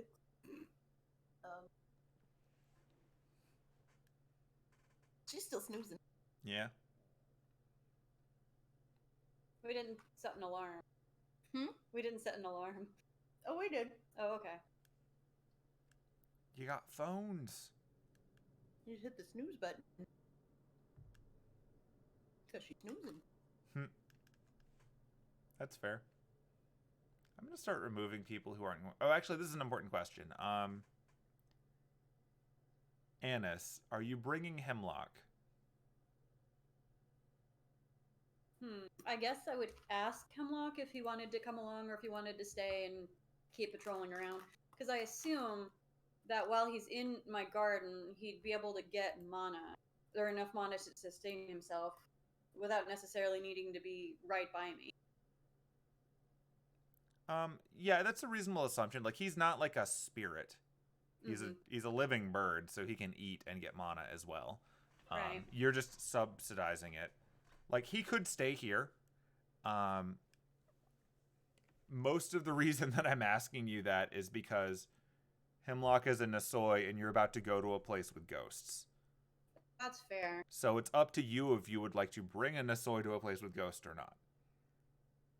Yeah, I think I would ask Hemlock.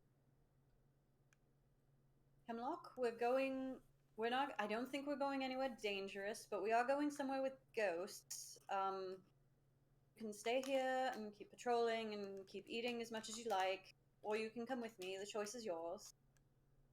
I think it'll be a little harder for me to sneak around, though. Hemlock considers it for a moment, and then hops over on your shoulder.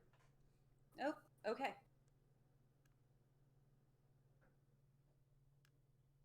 Right, well, you can be invisible, so... Yep, Hemlock is currently invisible on your shoulder. You can feel his weight there. Cool. I mean, that being said, Annis is still asleep. So Sure. that interaction can happen, like, right before we leave. Yeah, that's fine. I'm going to take Derek off the combat tracker because he's not going with you. And I'm going to take Vivi off the combat tracker because she's not going with you. Boop. Boop. There we go. Much shorter combat tracker. And I'm going to put Johnny's disguise on. Yeah.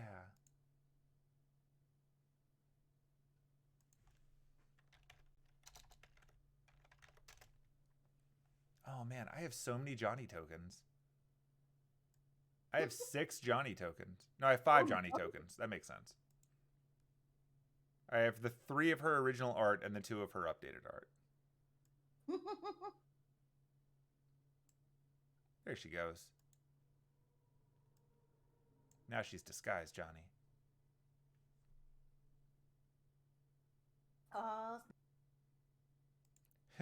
She is now Scarlet. Pumpkin Tickle. Oh wait, does Hemlock have a disguised name? I know he's a bird and really doesn't need one. No. He doesn't want to be like Honeysuckle No. or something. It's like a different plant. Just wears a little flower crown instead of a mask. Maybe we could make him look like a parrot instead of... Market Foxby's faithful companion, Honeysuckle? No. His disguise is he's invisible. It's a good disguise most of the time.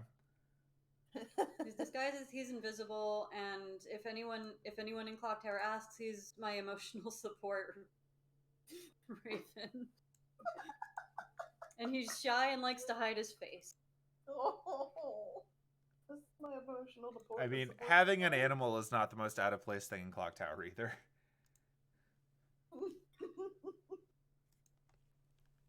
You did arrive with a bird on your shoulder, and the person greeting you didn't bat an eye at it, so. That is true.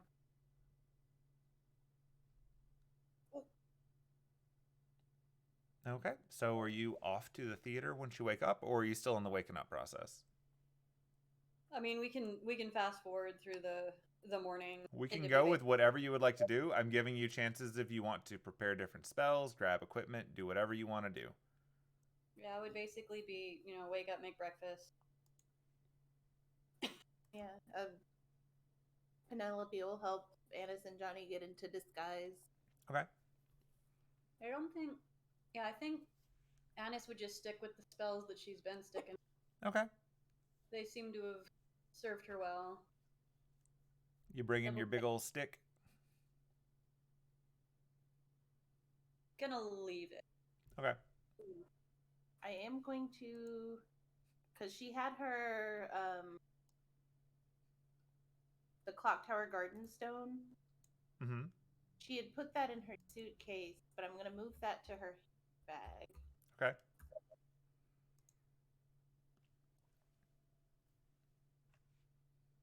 And then cowbell in her. Cowbell? Yeah. Yeah. Just so it doesn't go off and make a bunch of fuck it all up. Because I know that Annis has a quarterstaff and a staff of flowers. I would take the staff of flowers, probably. Okay. It's fun. Whatever you poke with it grows flowers.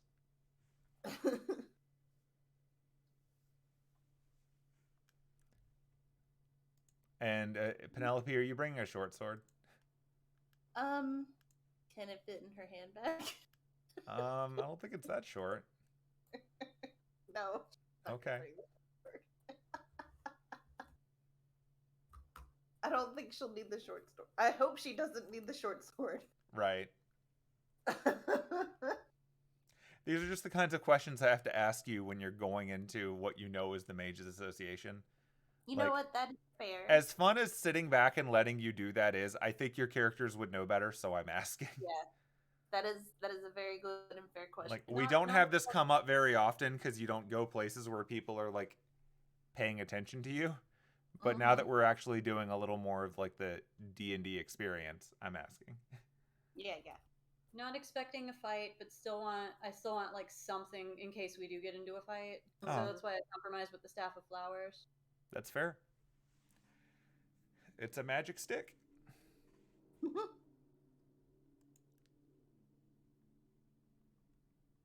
Okay. So cool. You are set up. You are off to the theater. Hey, look. It's the theater. Ah. The slow-loading theater.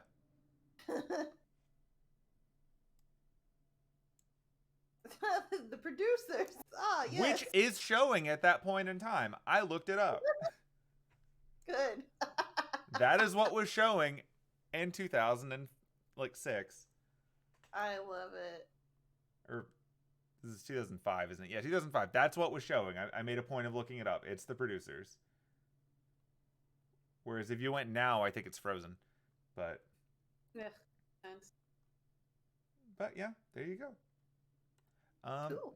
You make the journey to the theater, the Theater Royale at Drury Lane. You do see a sign for the producers. It is, in fact, what will be showing later. But right now, it's early Monday morning. Ooh, Ooh, we should get tickets for that later. Suppose. Sounds fun. Is that the one that makes fun of Hitler? Yeah. That's good.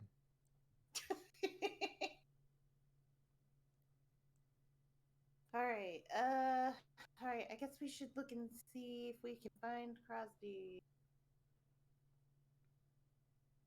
You are Like- welcome to look for Crosby. I will Is look this for like- Crosby. It's like 9 o'clock, right? Unless Are we you're good? choosing to arrive early, yeah. Okay, cool. Nothing is slowing you down, so you can arrive whatever time you wish. And we're gonna arrive like a couple minutes before 9. Okay. Yeah, I'm gonna start looking for Crosby. Okay. So similar to when Annis was showing you how to get to the hideaway, there are paths throughout London that people seem to just not quite walk on. So when you're following Annis's path, you're just cutting right through it. Foot traffic doesn't seem to bother you. You make very good time. You also notice a few other people walking a similar path as you go further along. And you get the impression that only mages seem to know these paths. Because you see some pretty eccentrically dressed people, and you're kind of doing a coin flip in your head of, is this a theater person or is this a mage? As you're going to the same place. That's fair. But yeah, so looking around outside, you do in fact see your buddy Crosby. And it's been so long that I'm going to dig out his picture again. Crosby. Like, he appears in a little cycle, but who knows how long we have to wait for that. So let's actually show him properly. Boop. How did I spell your name? Because it's not. There it is. Hooray. I made it one word for no reason. That sounds like me. There he is. Look at him. Ah, Crosby. He's still listed as a friendly traveler because he's not identified. Let's identify him. Bone settler. Let's actually just call him Crosby because that's what you call him. Crosby. Crosby! There we go. We did it. Crosby. Yay! Now he'll come up when I type his name in the future. Yay! All right. Yay, Crosby. So yeah, standing around outside of the theater, you see this dude in a black cloak with those familiar to you little bone earrings. And he's kind of looking around. He seems to have a newspaper that he occasionally pokes back down at as he's like, killing some time.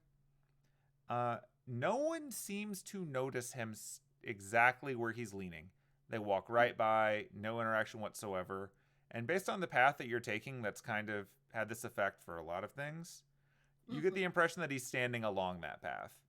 So no one bumps into him, even though he's standing essentially in a heavily trafficked position. Right. During a busy morning commute time.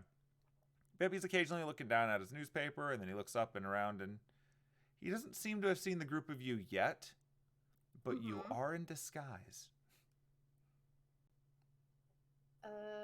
I'm gonna go up to Crosby. Be like, excuse me, sir. I'm looking for a friend of mine. Oh, hi. Let's see. You're talking to me, so that means you're probably not here to see Springtime for Hitler. Not right now. Nope. It's too bad. It's a fun show, but yeah, it's too early for that. And you can go ahead and roll deception with advantage because you're in a disguise, and we'll see if he notices who you are. Okay.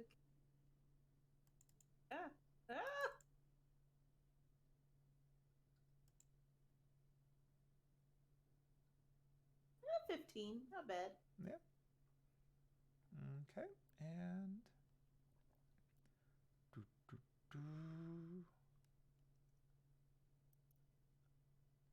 let's roll back. Ooh, roll again. You both got the same number. Ooh. Do I use advantage again? Yeah. Okay.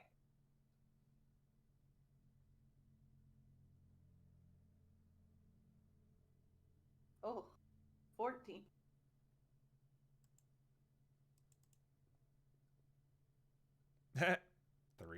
All right.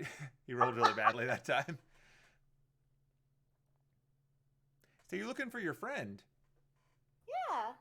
Now, what's your friend look like? Maybe I can help you find him.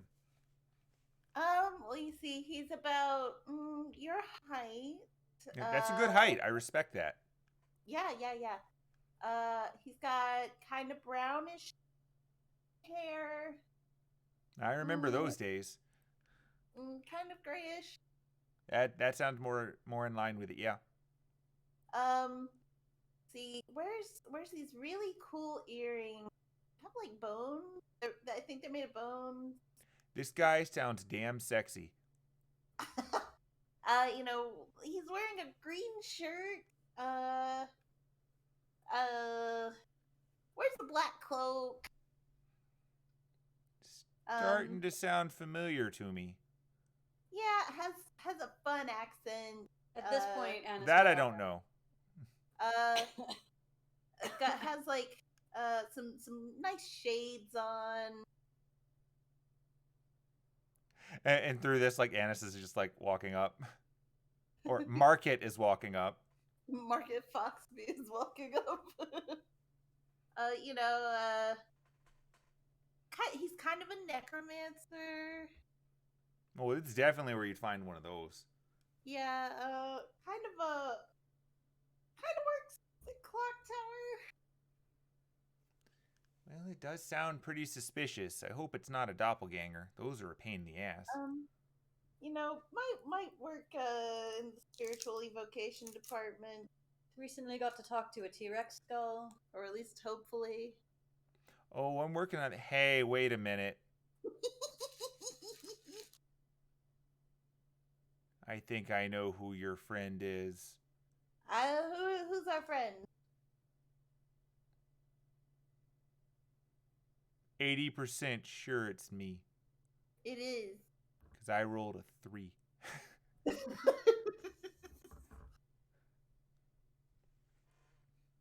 Yeah, we're looking for you, Crosby. Oh, good. I was really, really worried because if it was someone pretending to be me, then I have to go kill something. Oh, no. So that's good. Yeah. No death today. Or no killing today. That's probably for the best. There's enough of that going around. Yeah. So yeah, this is a pretty good one. I don't think we should be too worried about anybody being too suspicious. So hi. So yeah, it's been a bit. Let's see. So process of association.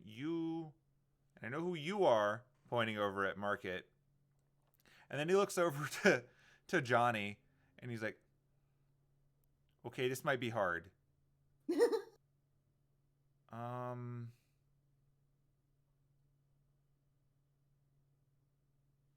Gonna roll.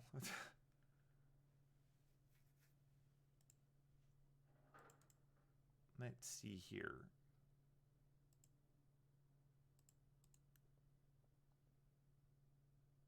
You had on a hat before. Yep, I know who you are. Cool. Okay. I didn't realize that you guys were still hanging out together, but that's awesome. So you want to look around? You want to go talk to somebody in particular? Like, how can I help you enter the world of theater and or the pathway to the great beyond? Aren't they really the same thing? One in a different sense than the other, although this one's haunted, so, could be a little bit of column A, a little bit of column dead. Yeah? Yeah, there's totally ghosts. They're real. That's real. I believe it. We're looking to talk to someone in particular that works here. Yeah, his name was Ainsworth. Yeah. Janus Ainsworth. Oh, that guy. Yeah, he's a character. Yeah, he's got an office downstairs. We'll have to go past like the students because, faculty's a little bit lower. They understandably don't want the students wandering down and bothering them too much. Yeah. But we can head down. That's no problem. Yeah. Should we give you our totally actual names? That might be a good idea in case I have to introduce you to somebody. Yeah. Otherwise, Okay. I'll come up with something silly and you'll be stuck with it. Oh, no. Don't worry. I think we've got our silly mage names covered. So, okay. First, do you know Hither Saxcoat? Yeah, she's the No, nice lady that that- gave me the idea about the skull thing. That's right. That's right. I remember that now. Okay. Well, I'm Jan Saxcoat. Oh, it's one of those pun things. I get it. Yeah. Yeah. My totally factual human name is Market Foxby. And he's gonna roll to see if he knows anything about that. You know, I'm just gonna add him to the combat tracker. That'll make my life easier. Oh no, we're gonna fight Crosby. As a friend. Boop. Non-lethal damage. Ah! He's still got that temporary damage from way back in. Oh man, I need to give him some HP. What the hell? Yeah. I have to reroll some of his stats later, maybe. Yeah, maybe. Damn. 22. Oh no, that's his temp HP. That's not damage. No, you can have that. Never mind. He's got extra HP because he is false lifing it up. Oh, That's not boy. damage because he never actually had to fight. He didn't go with you. Yeah, he's fine. All right, let's see if he knows anything about the Saxcoats. Or the Foxbees. Yeah, the Foxbees. The Saxcoats we've established. The Foxbees.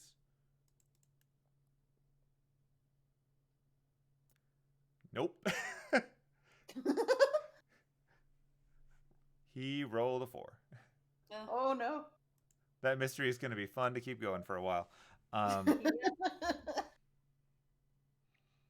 Okay, well those are good names, and let me guess, you are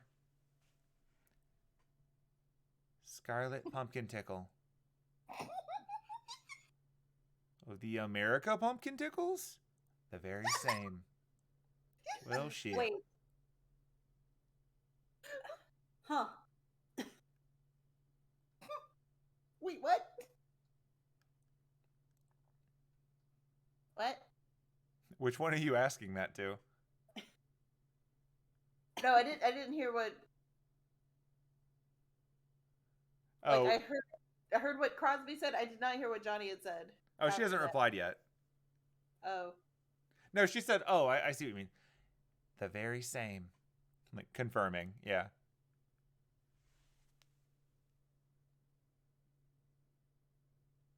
Wait. Crosby, how? Is that a what? What? What? I'm just assuming. I'm not very good at knowing mage families that I haven't worked with. Ooh. It- Had me fooled. It's okay, Penelope. They're not quite real, but it sounds real. It does. And if anyone questions it, I just I'll fight them. chew them out, and they get Okay. embarrassed. Yeah. And then I hope I never see them again. Don't worry, I will defend the illustrious pumpkin tickle name.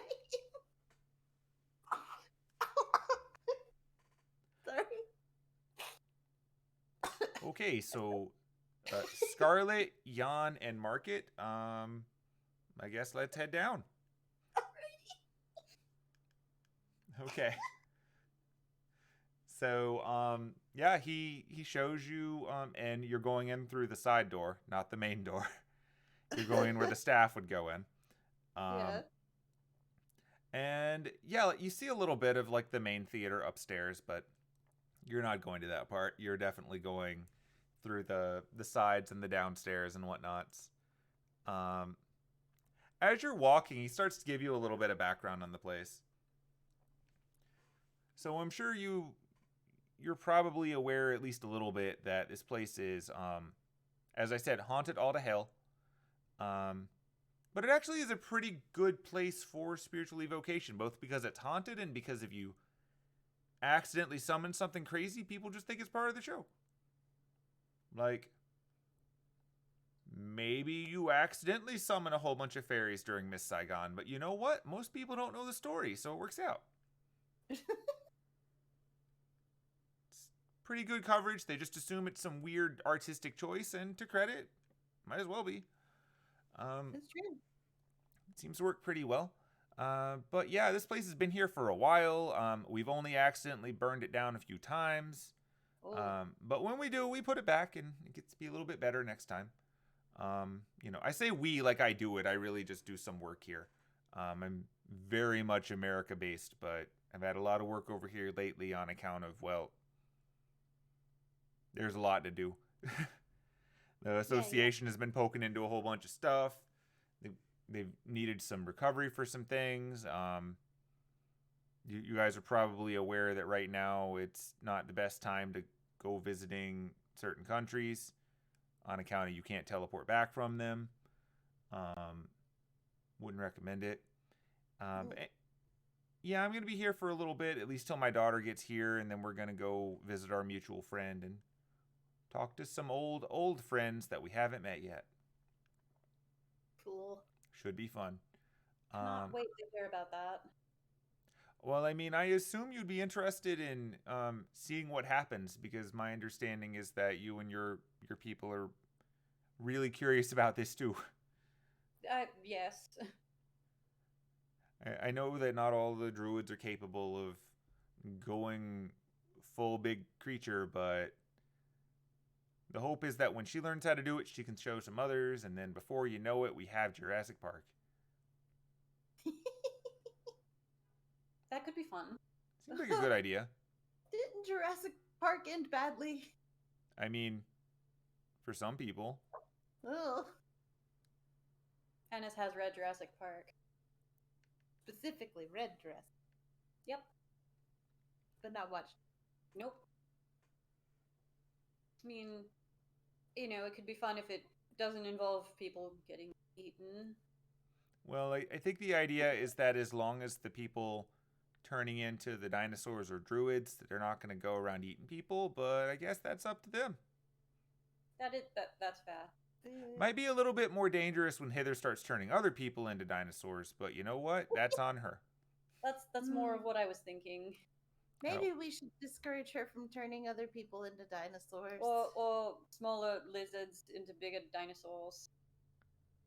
Yeah, I'm gonna have a conversation with her. Could be fun. Just, dinosaur responsibly. Yeah, so as mentioned, this place has been around for a while. It's got its fair share of ghosts, nice plausible deniability going on. There's a fair number of students wandering around. You'll probably run into them. In fact, as we're going down the stairs, the student areas are a bit interesting because I don't know how much the two of you are familiar with the process of summoning and whatnot in general, but the overall idea is that it's easier to summon something to a place that it wants to go. Like, you kind of have to convince something to come here, and that's a lot easier to do if it likes what it finds. So a whole lot of the areas downstairs are kind of like additional stage sets. Matching the kind of stuff that you want to summon. So, like, if you want to summon, a ninja, you make a ninja set. If you want to... I don't know why you do that, though, because, ninjas. But some people want to. It's not too surprising that if you're trying to really summon up, a wraith or something that was a big theater fan, you just go down to the fake theater. We've got one of those down here. It's a copy of the old one. It's pretty neat. Like, it's good for students because there's so many memories here anyway, and it's a little bit safer. Like, most of the time, you're not going to summon anything too big and bad there. It's a neat place to visit, though. There's a bunch of other stages around. Personally, I think we should maybe make a pirate ship and summon some pirates just because I want to see one. But everything that I've actually read about the subject means I wouldn't like one when we got it, so... I don't know. Mostly I just want us to make a pirate ship. Seems like a good use of, plywood. You could have a stage cannon. Oh, that would be fun. That only ends badly sometimes. It's gotta have proper pyrotechnics. Isn't that a spell? It is. Oh, well, it doesn't get much more proper than that. Yep. Completely. Ignoring the fact that I dropped that spell. Hey, you're allowed to do that. That's just part of life. But yeah, so as he's giving you this rundown, you actually do see mages of various ages wandering back and forth around you. Like, he's taking the scenic route. He's not, like, he's showing you around a little bit tour guidey. You're getting a few mages, mostly younger, mostly like you would wager probably in their teens and 20s running around. They seem to be in hurries. Like, you know, it is 9 in the morning, so presumably some of them are either late for classes or off to labs or something. But contrary to upstairs and outside, it's way more easy to find mages inside. A lot of them are dressed in the more traditional clock tower uniforms. Some of them are dressed up in really eccentric outfits, as you're not too surprised by. But regardless, they're all running around. In fact, one of them dashes by you when you first get here, and when he does, he darts off to the side in one of the hallways, and looking in behind him briefly, you can see what looks like the interior of the giant theater that Crosby mentioned before, like the facsimile of an older version of the big theater. And just sort of poking in at it, one thing that's a little interesting about this place is that you're underground, and you know you're underground. You've been going downstairs pretty regularly. But there seem to be illusions up in places that provide some amount of lighting.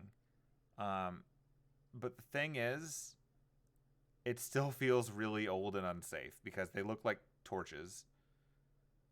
Wall sconces and things like that. It's like there's not fire in it, but it's like the light spell was cast on a sconce anyway, and it's still flickering like candlelight. You get the vibe that this might be related to setting the mood for history. But yeah, so like you go by that one, and Crosby just keeps going along. Yeah, that'd be the room that has the old stage. I think they actually built the stage in there out of one of the old ones that they recovered. So, personally, I don't know if I'm supposed to do it, but every once in a while I'll make use of the stage just because. I mean, I'm not really a summoner so much as a, necromancer. But somebody died on that stage once, and so you know what? That makes it pretty effective. Oh, geez. Well, yeah, I guess that would. Yeah. It's a big open space where you can, really work with your necromancy. Seems like a safer place to cast spells around here. Like, I mean, when I was a little bit younger and more adventurous, I'm like, oh, I'm going to go cast some spells in those places where Jack the Ripper killed people. Then I realized that was stupid. So I stopped. Wouldn't recommend it. No. You got to be careful. Like, in fact, for the most part, this is a pretty nice place if you want to summon spirits of old actors and whatnot. But every now and then, they get something uppity. Anyway, so that happened. And then he continues onward. And continues to show you around some of the lower areas. So you're specifically here because you want to talk to the Ainsworth guy, right? And anyone else that could help us with our query, but we specifically know him, and he's kind of expecting us. Okay. He told us to come talk to him. Well, that is fair then. Yeah, like in general, if you're looking to learn anything around here, I know the headmaster's probably out. He, like, as far as I'm aware, I say the headmaster, like, the director, the big boss guy in charge of all this stuff. What do they call them here? Lords? Yeah, the Lord guy. He is, generally speaking, pretty absent. He spends his time away. He kind of defers a lot of his responsibility over to some other people. I think the guy you're most likely to find if you're looking for someone more in charge of shit is good old Rocco. He's an old conservative mage guy. Really likes mystic codes. He collects a bunch of them. But he's in charge of specifically summoning. So ROCO? Rocco.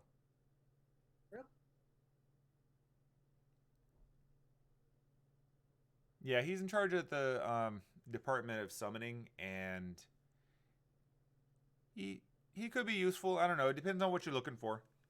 He knows a lot about that stuff. He's pretty busy. If you don't have an appointment, then he probably isn't going to be that interested in talking to you. But he's pretty easy to bribe, too. So, you know. Like, every now and then I'll be like, oh, hey, this mystic code is useless. Bet he wants it. And then I'll just chuck one at him. And then we'll get some time and we'll talk about summoning stuff. And it'll be neat. He likes to talk, but he really likes to collect stuff. He's kind of a hoarder.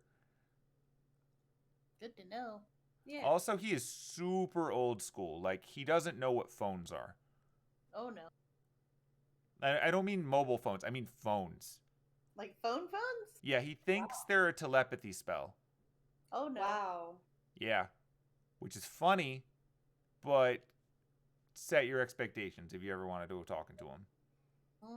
He knows a lot, though. So, you know, if you ever want to know about summoning, he's pretty good for that. Yeah. He's usually around. He doesn't go out much. He likes to stay in his room with all of his weird stuff.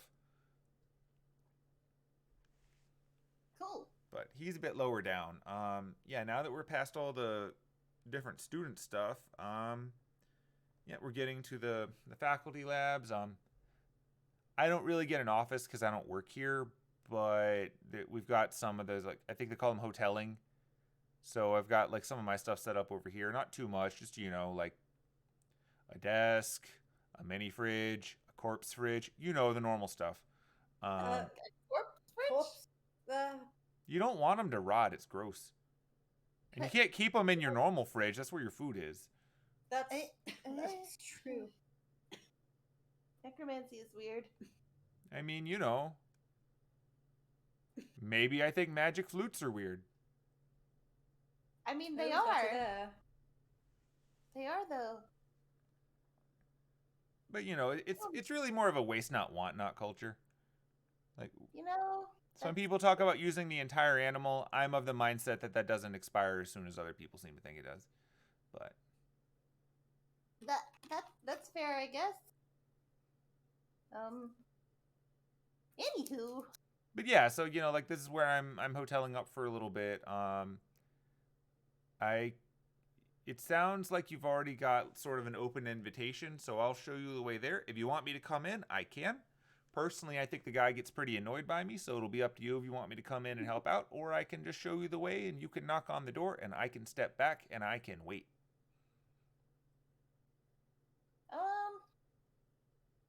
Well, I don't think we're going to be talking about anything in there that you shouldn't be privy to. Out of character. Was he in the room when we were talking about Grail War stuff? Gosh, I don't remember. You mean when in, like, the I basement? can't remember. Yeah. No, or, he like, wasn't there. I didn't when we were the one episode that was breakfast, right? Yeah. Yeah, I don't think he was there. I think it was just Grisha and Lupin. Yeah, it was just the two of them. And then the group of you and Catherine and Nora. Yeah. Was he... Does he know about the portal stuff? We don't know. I don't remember. Fuck it, he can come in. I don't care. It would save a lot of explaining things to you later. Oh, I- sure. I I mean, get- I don't have anything else to do. I don't mind. I mean, obviously, if Mr. Ainsworth doesn't want you there, Then that'll be a different story, but I see no reason to be like, get out of here. No, that's fair. I mean, you know, it's all good. I just didn't want to intrude. Yeah. Okay. So, yeah, he takes you past his little spot.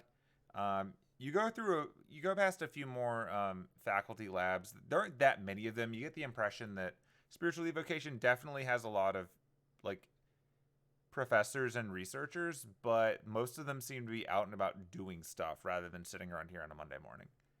Right. But, yep, eventually you get to one that just says Ainsworth on the door. And you say, okay, well, if you're ready, I will give it a knock. Nope. Let's go. And then he knocks on the door. And then he calls out,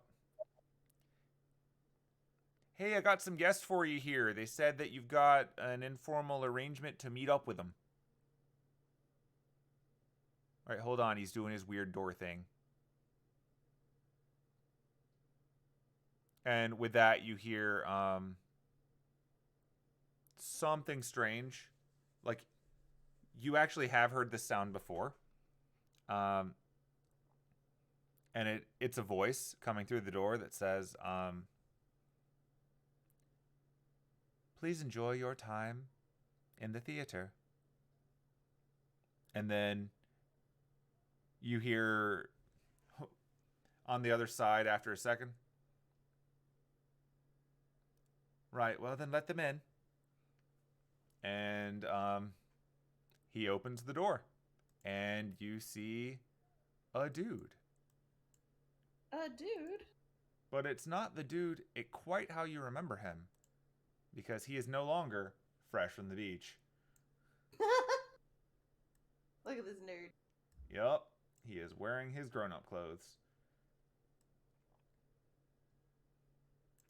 Right, well, I do believe it's been a whopping, looks at his watch. We were in disguise when we teleported. Yep. To his... Okay. So yeah, you're exactly the way that he saw you last time. Don't waste a lot of time, do you? All right. Oh, and it appears you know the Bone Settler well. Come on in then. Crosby, you're welcome if you wish. Hold on, let me clear out some chairs. And with that, he claps his hands. And a few chairs run over from the side of the room and plop in front of his table. So are we in your workshop, or are we still in London? Oh no, you're very much here. It's this is just connected to my workshop. Oh. It's a bit easier than traffic. Yeah, yeah. That's fair. That is very fair. Fortunate you were able to make it here. Yes, it's been an unstable system, but I've been working out a few things. I've got most of it back, but he sees Crosby sort of staring at him for a second. Oh, it's teleporting stuff. Yes, I managed to get a bit more. I think I've got the bathroom stabilized. Oh, good. I'm not going back in there anytime soon. Did you go in my bathroom? By accident. Huh. I got attacked by stuff. Oh, that makes sense. That makes sense. Yeah, they're very defensive. Well, props to my security then. Good on me. Anyway, yeah, so I believe we met less than 2 days ago, so I'm glad we're meeting under better circumstances, less trespassing, less threatening all around. Yes, definitely. So I believe you had some questions about my research that you would like to know more about. I'm happy to discuss what I can. You'll understand that some of this information is privileged and will go to the people funding my research first, but I am curious to hear about other things in turn from you and how you found your way into my home exactly. I believe it was a total mishap, but I'm curious about the circumstances so that I could maybe help with troubleshooting the nature of my hallways.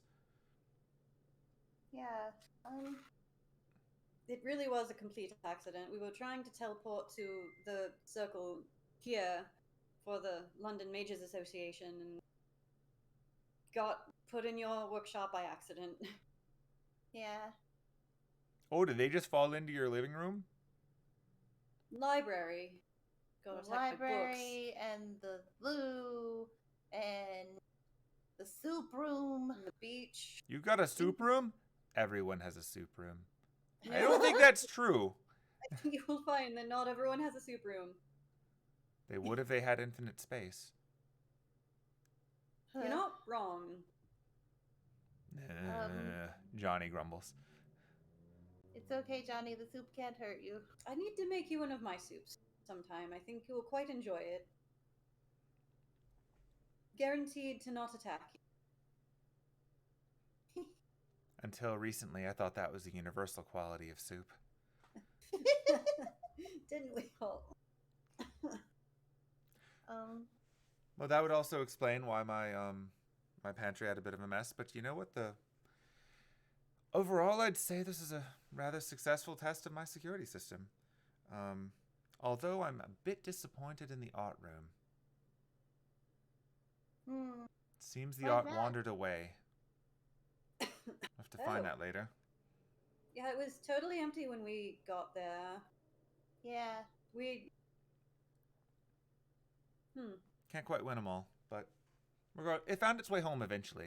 It gets hungry, you understand. What? It's not really hungry. It just... Okay, so how familiar are you with the concept of taking a soul or a spirit and putting it in something? That's... Oh, yeah, I do that all the time. Not you, them. Oh, right. Is that like a arcade? Yeah, you can roll Arcana. Not very. That sounds, terrible. Apparently, I know more than I thought I did. I rolled the 21. Nice. Yeah, so that sounds like strange and unnatural to Annis, who, as a druid, would not do that. Because, like, even your familiar was an existing thing that you made a deal with. Although, if you were to summon a familiar short term, that's kind of how it works. Penelope knows that, yeah, like with your 21, Penelope knows that at least conceptually, whenever you're summoning something to this world, you have to make some kind of construct for it to go in, whether it's like a puppet or, in the case of some spirits, like just building a body for them. Puppets, golems, like you just saw kind of something like that out of what Fletcher did with that puppet. You create a body, and then you have to put something in it to animate it. And that something, generally speaking, would be a spirit, a very low-level spirit, usually. Putting something bigger in there would be a lot harder.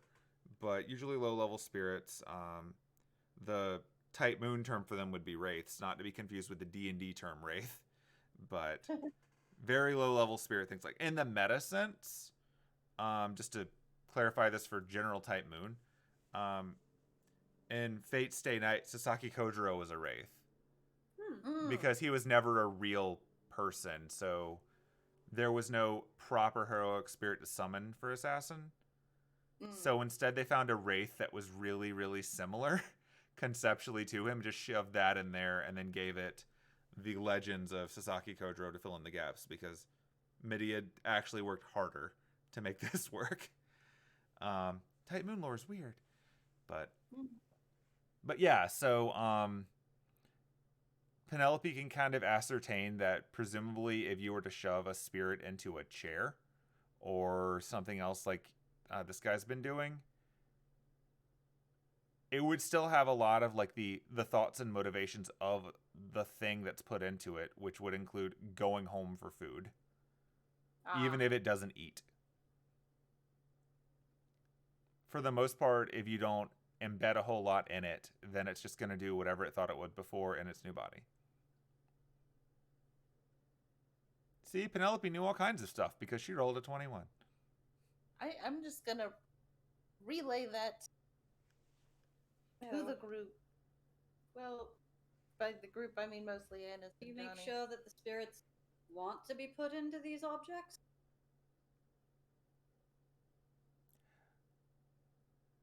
The concept is a bit complicated because if the spirit doesn't want to go in, it won't. So I guess by nature they have to be consenting to it, but how intelligent they are tends to limit most of it. Some of them are just curious and they go into whatever they do, and then when the spell dissipates, they return to where they come from. Yeah, that's Oh, kind of the big difference between the good necromancers and the bad ones. The good ones will let someone who's got something they want to do have a little bit of a body to walk around in and do it. Um, Seems to help them out with their unfinished business. They get some resolution. They eventually go back to the root or to heaven or to wherever they think they go. Um, Whereas the bad ones shove something in there and it goes kicking and screaming in every direction, and that's how you get haunted.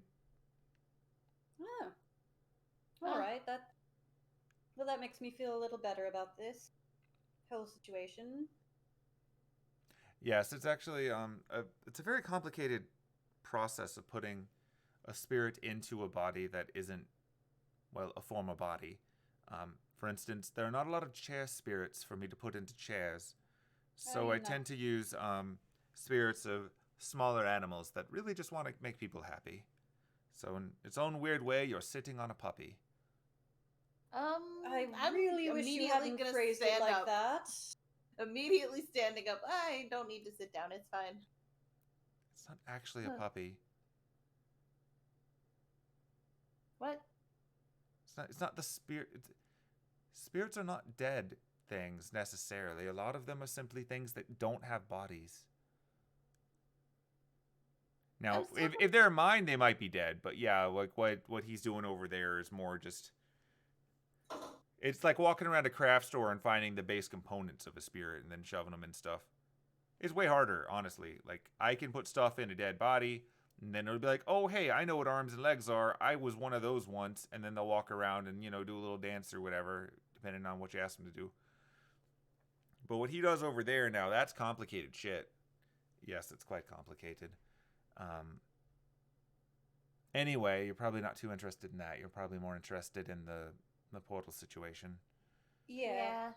I mean, I am oddly fascinated by this whole thing, but yeah, no, the portal situation is definitely more pertinent.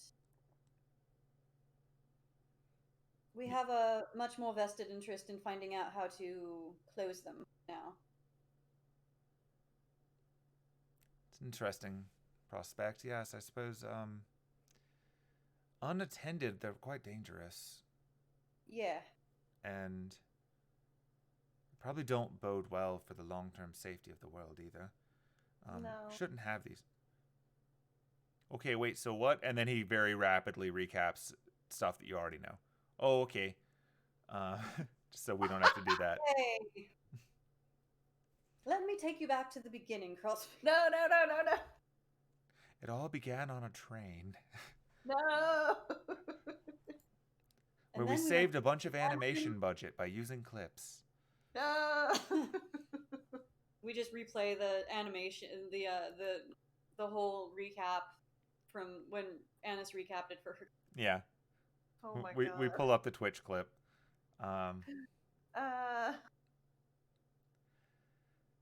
yes, apparently these are portals that go to the reverse side of the world, and things are capable of wandering through and then promptly falling apart and dying.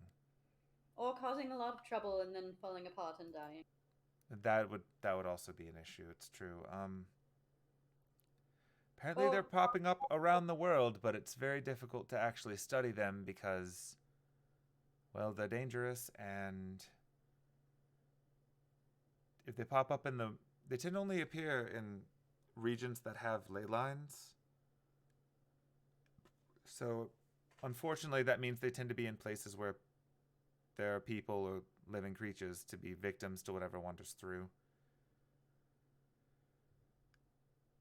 Been studying quite a few of them around the world. Mm-hmm. They've been appearing for a few months now. And they're getting more and more dangerous.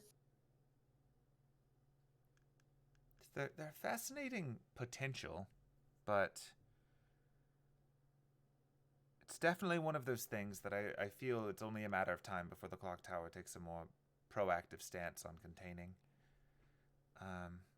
Obviously, the risks to secrecy are great, but also,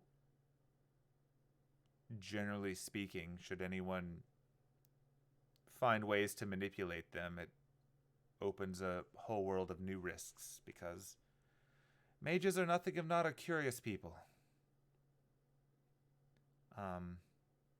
I've been studying one in relative isolation. It's fortunate that I found it without anyone else nearby, actually. From what I've found, we can't close them, but we can take one of two approaches to them. Either we can try to dissuade creatures from crossing the line and hopefully get them to go back where they came from, which works easier on the more weak-willed of them. Or, in the case of the stronger and more malevolent ones, we can take measures to ensure that the process of them degrading into nothingness is hastened. I tried the former for a bit, but found that there are several things that can wander through that can... Honestly, the meaner and more malicious of them seem to have an easier time getting by it. Like, sure, it's fun when you get like a little squirrel with a horn on it to walk out and then get confused and go back home, and that's fine. But when you get a screaming banshee, suddenly you have something that is a little bit more stubborn than that. There's a number of creatures that can't really be scared or intimidated, and they simply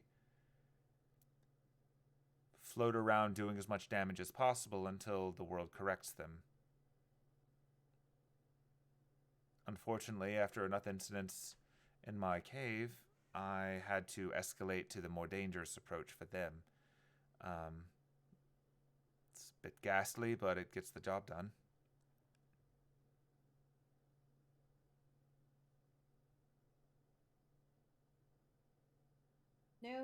No hypothesis or even theories about how to perhaps close them?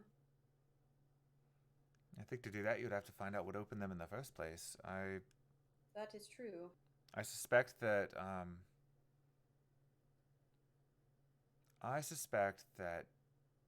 similar to the process that happens when I'm ensouling an item, or when someone is summoning a creature to this side or the other, you have to prepare something to summon things into, and then you kind of have to create a pathway between the item and the spirit or the wraith or the concept that you wish to imbue into it, depending on what you're trying to do.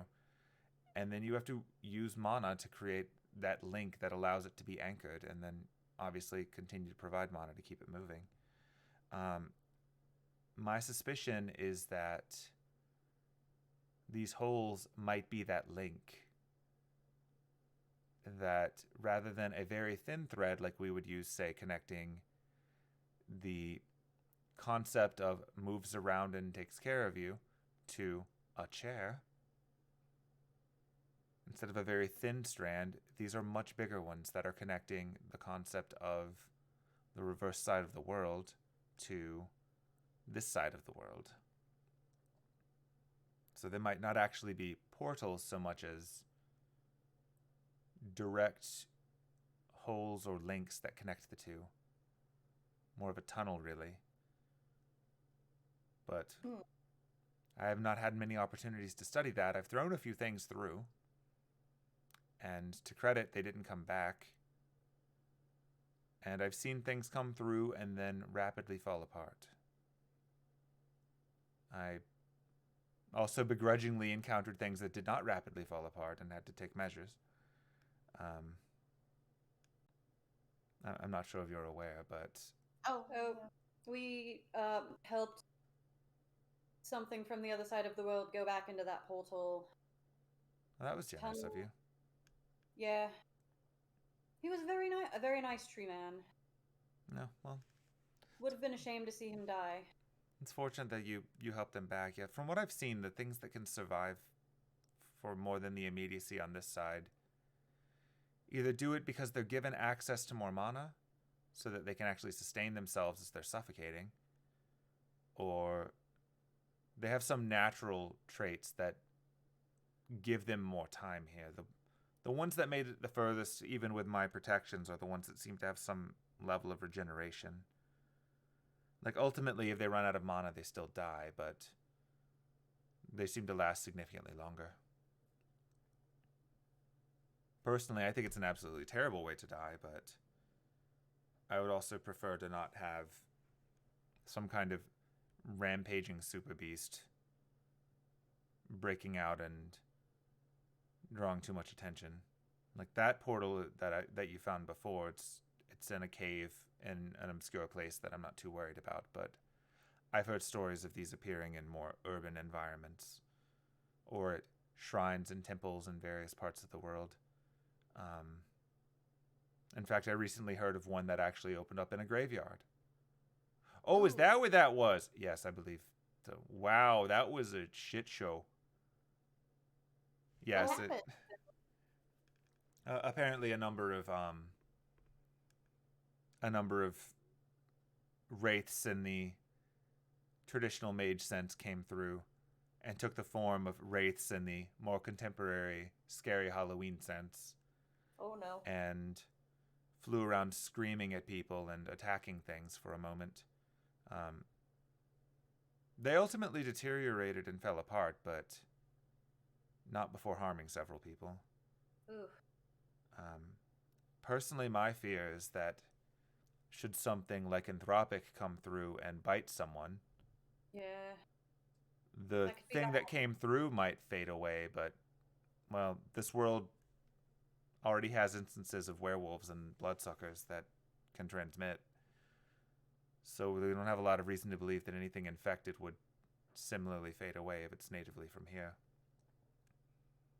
I'd really rather not have the church looming around and seeing this as their opportunity to make a power play. Yeah. There are also things on the other side that simply are too dangerous to be dealt with on this side.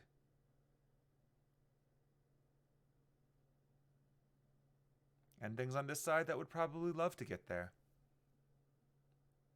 Yeah. It's true, we're kind of standing on one of them, aren't we? I mean, in a sense, I suppose you're right. Oh yeah. Huh. The giant dead dragon thing, right? Oh yeah, that guy was digging pretty hard trying to get to the other side. He'd be real pissed off if he found out there's holes now. But he's dead, so you know what? I'm not waking him up. He does moan a bit, though.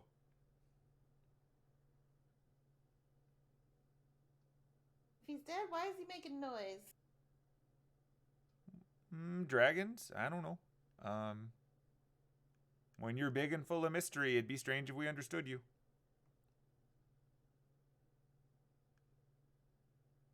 I believe the moaning of the dragon is one of the many things that they've been trying to understand about Old Albion.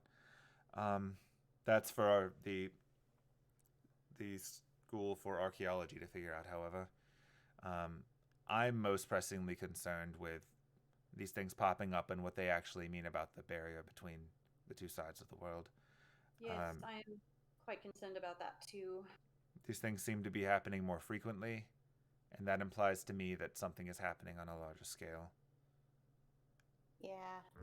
They're also starting to interfere with my teleportation network, which personally annoys me because, well, it's the basis of how my home works, it's the basis of my studies, and quite frankly, you seem very charming. I don't like having strangers drop into my home. I don't like dropping into strangers' homes unannounced and uninvited. So, suffice it to say, we're definitely looking into it. There are forces at work trying to ascertain exactly how we're going to resolve this problem. The most effective thing you can do is that spell that kind of makes it difficult and painful to come through to like deter the things from coming through. It's a bit of a challenge because I can't cast it on the other side. So really it's more about things coming through, deciding that this side hurts, and hoping they run back through. Because to credit, they're going to hurt on this side anyway, but it's a more subtle thing that takes time. This is kind of like well, it's crude, but it's like having an electric fence around it. If they decide this side hurts a lot, they leave. If they decide that they're a super badass, then they stick it out, and at least they're hurt.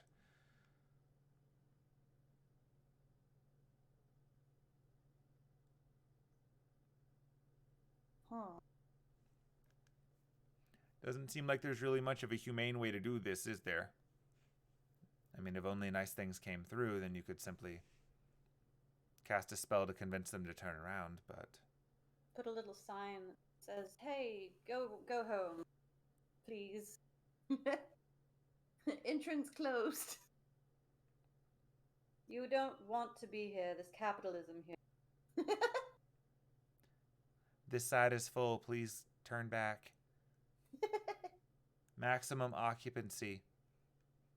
Oh, No rooms available. no vacancy. You don't have to go home, but you can't stay here.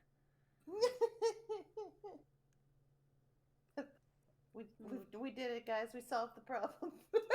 So, but in theory, if we could contact someone on the other side that could cast a spell like that, that would be even better, right? Suppose you could have someone on that side set up their equivalent of a bounded field, and maybe things wouldn't even be able to see it. But it's a bit difficult to contact that side.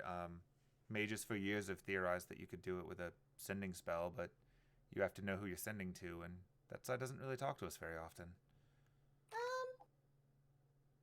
My family might have connections, elves and all that. Your family are elves? My family know elves. Oh, okay. He's gonna roll insight on that.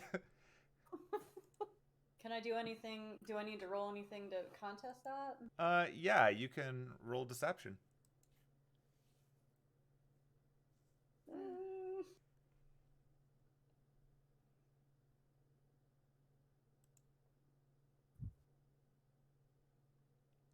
He doesn't say anything.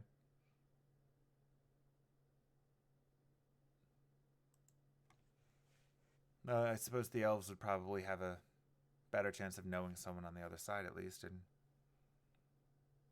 perhaps oddly enough, this is one of those situations that your group would also know more about. And he leans over toward, or not leans over, but he turns his head toward Crosby.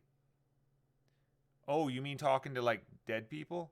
Nah, they don't go to the other side of the world. That's not really where they go. They go back to the root, or they stick around here a little bit too long. Well, I guess there's probably some dead stuff over there. I mean, presumably their things die, but I never really thought about it. Man, the other side of the world's probably freaking weird, right? Yeah, probably. Probably. I Heard a lot of stories. I can ask my sister if she knows anything. Oh, was your sister the other girl that was with you before? Wait, was Vivi there with? Yeah, she was there. Yeah. Okay, that makes sense. Yeah, if she knows anything about it, for the most part, yeah. I suppose if we somehow had someone on the other side who's familiar enough with magecraft, or I guess in their case it might actually be magic, bold, I know, set up something equivalent to a bounded field, that might be able to close some things off, especially if you had a similar one on this side as an extra layer. Like maybe that side could have the warning and this side could have the stick. That side has the turn around, no vacancies. Now, I suppose it would be kind of like putting up the warning electric fence sign on that side, and this side is a wall of tasers. That could work.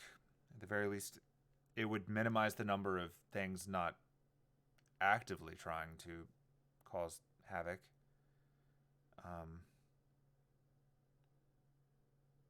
At least while we get more research into this. Personally, I'm hoping that we can find a way to minimize the problems, because a lot of my research involves setting things up around them, and nothing ruins a good magecraft circle quite like Bigfoot. Good. Bigfoot? No, not actually Bigfoot, just Oh. a Bigfoot. Oh. Though I suppose Bigfoot might be on that side. Could be. Could be, yeah. That would be interesting. Wait, is Bigfoot real? Could be. There's nothing saying he isn't. That's a fair point. I guess who are we to judge? If there's any of them that I think are real, though, I think it's definitely the moth. Seems the most plausible. The guy wrecked that bridge? Yeah. Oh, yeah. That guy's probably real. Huh. Wonder if I can. Anyway.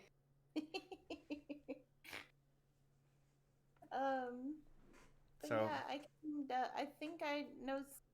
If my sister doesn't know anybody who can do that sort of thing, contact the other side of the world. I'm sure we could find somebody who knows how to do that. Yes.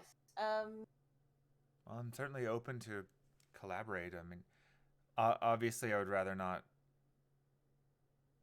necessarily try to do it on my current experiment, but there are inevitably other places where it could be done. Oh yeah. Hold on, let me. I would want to know if it works or not. So if you're willing to help me out with this experiment, then I can possibly help you enable what you're trying to do. Let me see. And he starts fishing around in his desk. Nope, hold on 1 second. He closes the drawer, and then he recites something of a spell. He knocks on the top of his desk, and then he pulls out the drawer again, and it's almost overflowing with scrolls. There we go. Had to sync up with the other desk. Sorry about that. And he pulls out a scroll of big parchment, and he sets it up on the table, and he unrolls it, and it's got a big magic circle on it. This thing is huge. Ooh, It's like poster size.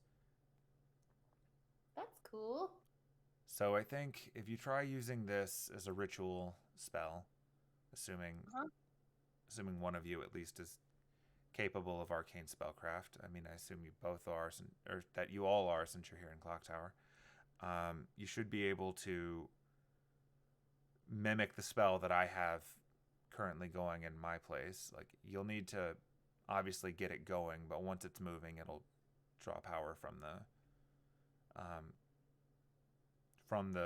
the hole, I guess, since it's just bleeding it off anyway, and that should be able to keep it going.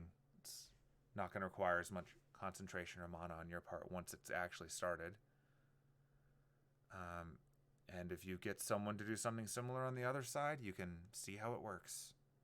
Just let me know if it does, because if this is effective, I would absolutely like to get something similar set up in other locations, especially the more high-risk ones. Like, we're not going to be able to do this everywhere, obviously, but something we can try. Now, if we can find somebody on the other side who can do this, do they have to do this exact same thing? I would wager that whoever's on the other side would probably have their own system. Okay. Like, we're using Magecraft. Right. Anyone on the other side's probably got an entirely different system that works for them. Likely not based on the Circles of Solomon, so. But Okay. the premise is the same. Just put up a bounded field or equivalent, ward away things. Presumably, if they're getting told no on that side and they come through on this side and they're told no with a louder, more angry voice, should help out. I like how when this started, I was doing the British accent, and then it just sort of turned into grumpy old mage man. I mean, it works. Yeah, I think that's just the sign of things getting later. Like, he is British, just to clarify. Oof. The nature of late games. Has anyone looked looked into the reason why these are happening in the first place? Inevitably, a number of people are doing that. I just suspect that they're not quite sharing notes yet. Mages are very proud people, and Yeah. there are spoils to be gained from whoever can exploit rather than correct.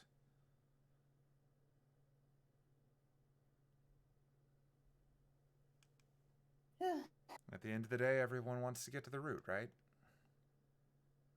I mean, I guess.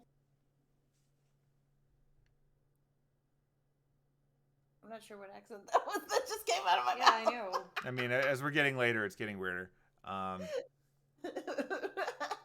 Penelope's trying accents in the middle of this whole session. It's fine. She's practicing, Practicing. It's fine. getting ready for later.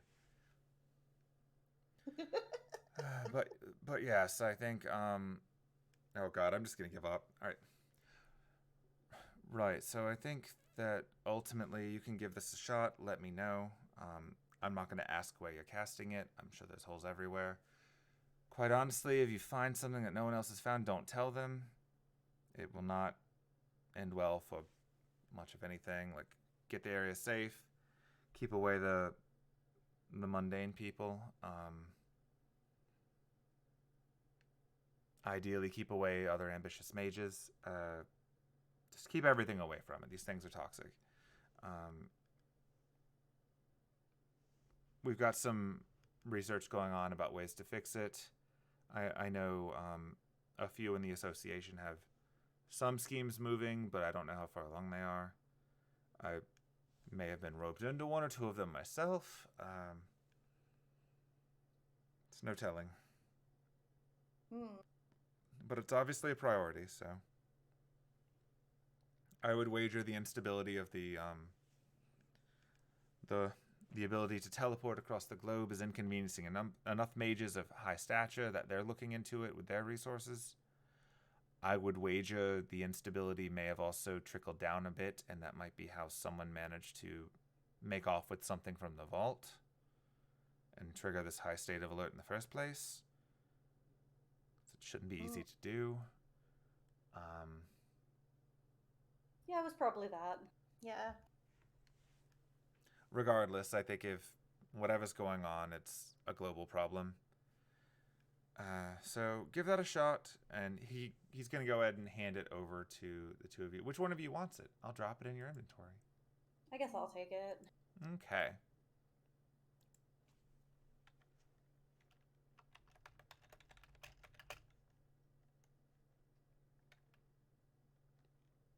What is the name of this thing?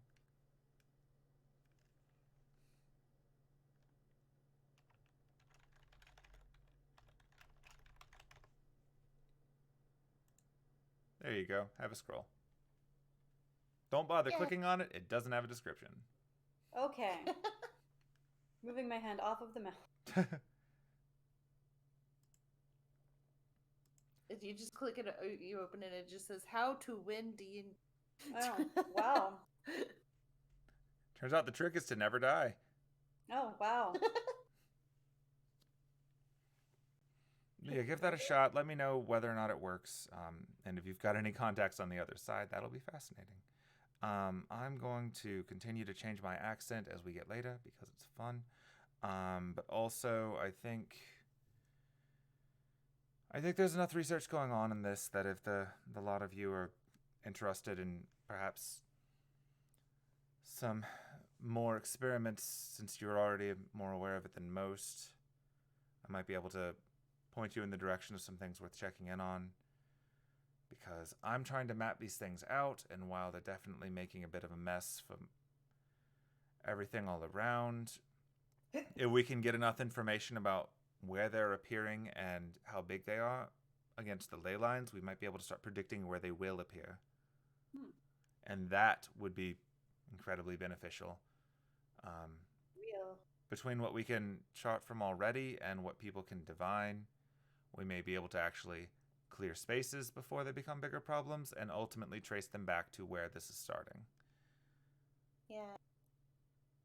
I've got contacts in several of the departments that are also working on this, and several people outside of Clock Tower, but still within the association, are also at work trying to come up with solutions. So, if you're interested in actually helping address these problems and not simply exploiting them, then perhaps we can come up with a business arrangement.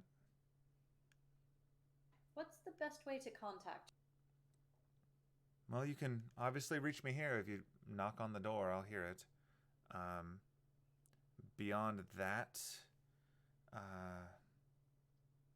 well, I'm sure you probably observed that phones don't really work in my home. No. Give or take a trip to the beach. So, I'll tell you what, you know how to... Someone in your group knows how to teleport, right?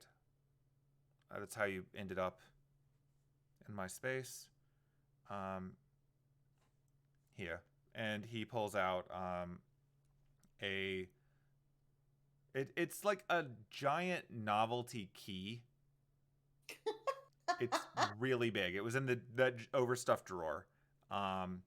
It's like a foot long. Like, it's not like a keyblade, but it's a really big key. Like, you're not gonna easily fit this in your pocket, but you could easily put it in a bag. Yeah. Hand this to whichever one of you creates the circle. I assume since they left through my circle that they would understand how to get back. If you find anything and you want to drop in, if you're carrying this around, my home will not attack you unless you're rude to it. Oh, Oh, neat. good to know. And I will drop that in Penelope's inventory because he would think giving the giant key to the smallest person is funny. It is like a keyblade for her. Yeah, I guess for Penelope it is like a keyblade. Oh no! Kingdom Hearts was out by then. It's true.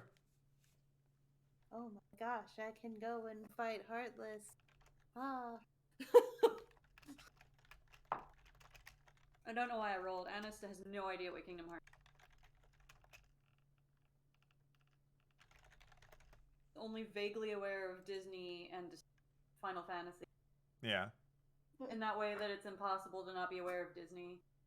It would be difficult. It's true. Well, then she likes Robin Hood. Also true. Okay. There you go. This thing weighs a pound. Enjoy. I decided it weighs a pound right now. Which one of you is Goofy? Which I'm one of not who it. is Goofy? I said, if I'm Sora, which one of you is Donald and which one of you is Goofy? I would guess out of that party, specifically of like Annis and Penelope and Johnny. Yes.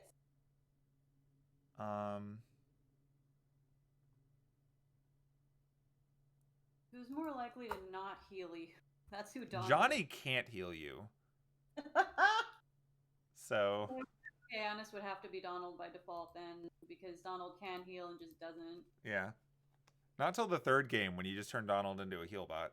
And by the third game I mean like the 12th game. But it's 3. Geez. Because Kingdom Hearts is dumb. Ugh. But yeah, so you were quote. Otherwise I would say that Derek is absolutely Goofy. Oh yeah. Like not even close. 100. Yeah, so now you have a giant key. But yes, you can use that to get in if necessary. Again, so long as you're not rude to my home, and don't damage my property, and stay away from my soup, I think you should be fine. Oh, don't worry. I'm never visiting that soup closet again. Good? Good. Yes, good. But yes, give that a shot. See what you can find out. Maybe worthwhile to check in on a few other things. If we can successfully predict some of these, that would be good. At the very least, we can risk a little bit of attention and point policies at it, and then they can go and wave their sabers around or whatever it is they're going to do. But hopefully the bigger ambitions going on right now will yield some fruit, and we'll be around for that. Yeah. If we figure anything out, we'll let you know. Okay. Is there anything else that you need, or can I get back to my research? And I think I'm good. Are you good? I mean, I would love to talk to you about the whole process of heroic spirits and everything, but that's a later date. That's more of just I find it fascinating. Heroic spirits? You mean like ghost liners or something? When he introduced himself, he said something like or no, it was in his journal. Yeah, like I don't think he talked to you about it, but you definitely saw that he was doing research on it. You don't have to roll because you know that he's kind of playing dumb on this one. Or he's ascertaining how much you know, depending. Just I had a lot of stories as a kid, and I'm just interested, and I figured since you work in spiritual evocation, you might know some. So it's fine. Never mind.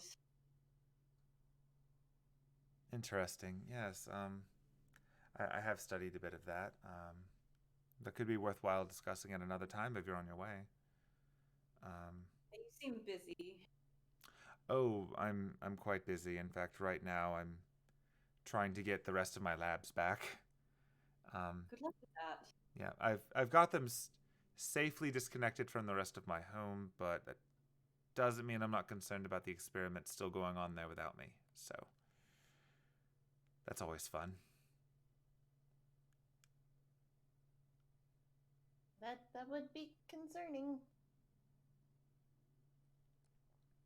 Yeah, so at least one of them is probably in a dangerous place, but thankfully that lab is located in a remote place, so, you know, not irresponsible about it or anything. What exactly are you doing over there? Stuff. Oh, okay. The scientific term. Stuff. It is the appropriately vague term to save you a 3-hour dissertation, yes. Well, anyway, you've been super helpful. No, I hope that we can continue to work together on this one, because it's clearly going to be more than I can take care of on my own, and quite frankly, you've already wandered around my home, and as best I could tell, no one stole anything, so I trust you more than I trust most of the mages here. Yeah, I never stole anything from you. That's true, and that's why you're in my office. Fair enough. Well, good luck with your labs. Thank you. Oh, good luck with your apparent connections to the other side of the world. Yeah, we'll see how that goes. Yeah, crossing my fingers, hoping we can pull some strings. Hoping I know somebody who can do that. Okay, so everyone's pretty much getting up and doing the slow walking out thing. Yeah. Yep. Okay, so as you're doing that, Johnny reaches into her pocket, and she pulls out a hand can opener and just sets it down on his desk. Well, And she says, "Send them my regards." Why did you have that? Did you? I picked it up when we were shopping yesterday. did you specifically buy a can opener Yes. for Mr. Ainsworth? Yes. I figure if he's going to start animating things, they can live in fear. We've got to work on your soup traumas. It's probably true. Scarlet.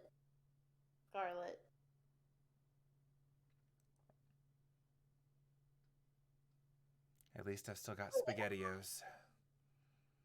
Then I'll make Penelope's you- just gonna like. I'll make you some of my soup. Are you a fan of broccoli and cheddar? I can make that.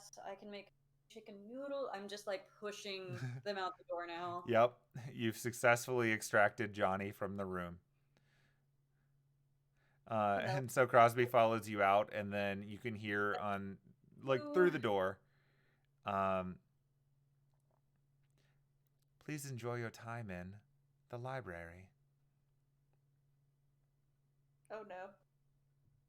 You made it through just fine. You just heard him leaving his office. Oh. Crosby, if you'd like some of my soup too, you're welcome. I can tell you where my place is. Oh, sure. Yeah, that would be nice. A good real meal would be appreciated.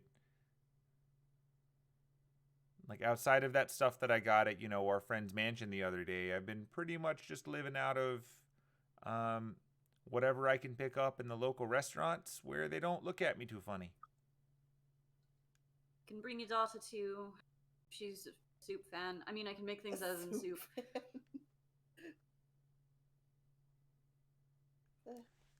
Yeah, she should be arriving pretty soon. She's going to be arriving here, and then we're going to make our trip off to where our friend is currently holding on to something for us, and then we'll move on from there. It is in this country, though. He is not in France.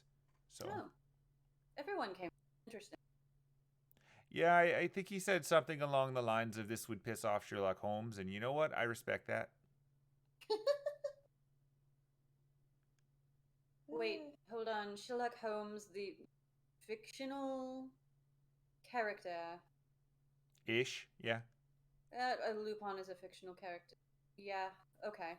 I shouldn't be surprised by these things. I mean, I'm assuming he's not just fucking with me, but I mean, he might be. I mean, I believe him either way. Like, he's very persuasive. Need to try a gazpacho. Made one of those. God. Penelope is just face palming because she realized she's been using the wrong names this whole time. Or at least she used the wrong name for Johnny. I mean, you said Scarlet a lot. Did I? At the end. Yeah, it's like a cover-up. Yeah? Well, he didn't say anything. Okay, fairly certain I accidentally told him that family loves. Yeah, I hope he didn't actually catch on to that. Well, I mean, the important thing is we know more than we did before. That's true. And now we have a key that'll make sure that we don't get attacked by soup. Mm-hmm. And I definitely know somebody who can contact somebody on the other side of the world. Yeah. Wonder who that amazing person could be. Wonder who. Just kind of like gesture with my head. Crosby is right there. Yeah, I don't know who it could be, but I know that the Hither would definitely know. Yeah. That person. All right. Great. So we did what we came here to do. It's about this point that Annis, you can feel a digging into your shoulder. And then you can feel it getting a little bit lighter all of a sudden. Like the weight that was on it just hopped off. Can I see where Hemlock is when he's invisible? I don't think you have the ability to see him when he's invisible, but you do still have your close-range psychic connection. Yeah, I'm just gonna reach down and aggressively grab Penelope's hand and just go into Hemlock vision. Okay, so shifting over to Hemlock vision, you can see a few things. So first of all, because Hemlock can see Ghost, you can see Ghost. So that's cool. Yeah, this place is totally haunted. But yeah, so Hemlock sees, like Hemlock is not far from you now. He's just sort of like hopped up off your shoulder and is doing the very, like, it's not a huge hallway, so he's not flying properly. He's just sort of doing the bird hop thing. But there's a bunch of ghosts around here. A lot of them are pretty chill, like, floating around. They don't seem to be really aware of their surroundings. They're just around. But from Hemlock vision, you can see that most of the ghosts around here are floating circles around Crosby, but not touching Crosby. You can actually see one of them almost brush up against the earring and then shy away as it gets too close. So they are doing their job. But Hemlock seems to be really preoccupied with a specific ghost that is bigger than several of the other ones. And it looks a lot scarier. It looks like it's got more skeletal figures. It kind of looks like an old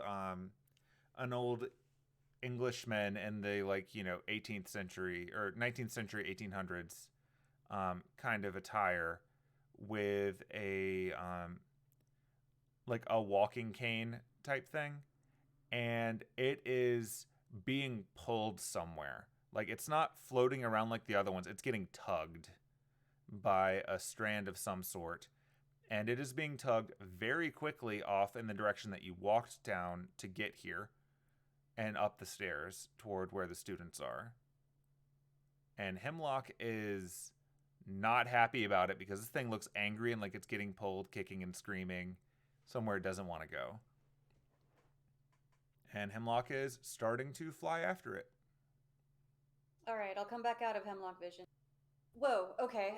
One, this place is totally haunted. Told Two, you. There's a ghost getting pulled that way, and it does not look very happy. Hemlock, you can come out of invisibility. Your bird decloaks instantly. I'm gonna take off running after him. Okay. And pull Penelope because I still have her hand. I forgot. Yeah.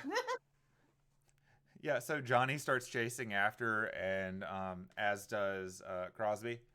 And so as you're chasing after, you go up the stairs, you go past several of the other, made up rooms. But in the back of that one that you noticed before, the one that has the old theater stage on it. Mm-hmm. And when you get there, Hemlock darts hard to the side and into that room. I'll follow. Okay. So once you get into the room with all of the lighting and whatnot, as mentioned before, we're going to play with a map. Because maps are fun. Yeah. And it's probably going to be dark until I add your tokens to it. So let's add some tokens to it. Okay. So.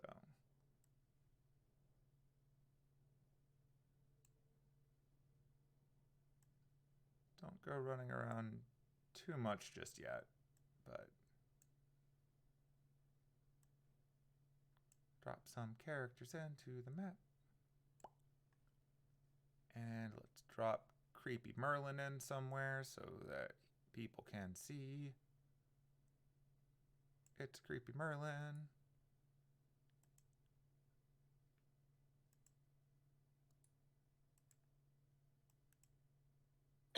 There we go. So can all of you at least see the inside of a room in a Creepy Merlin? Yep. Cool. Yep. Creeping. Yep. So yeah, your bird Hemlock takes everyone into what looks like the recreated waiting area of a theater. You can see ahead that there are some curtains drawn, and that there are stairs up to the left and the right, along with a bunch of recreated little box office-y type things for notes and whatnot. There are light sources, as mentioned before. They are not actually torches; they're just sconces with light spells put on them, but they seem to serve the purpose. And Hemlock is going forward towards the curtains on the path ahead of you. I will follow. Okie dokie. So you should be able to move because I think I preset this one up for you.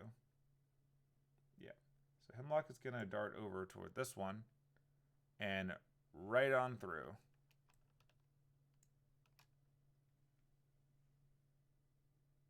You are welcome to open it should you desire.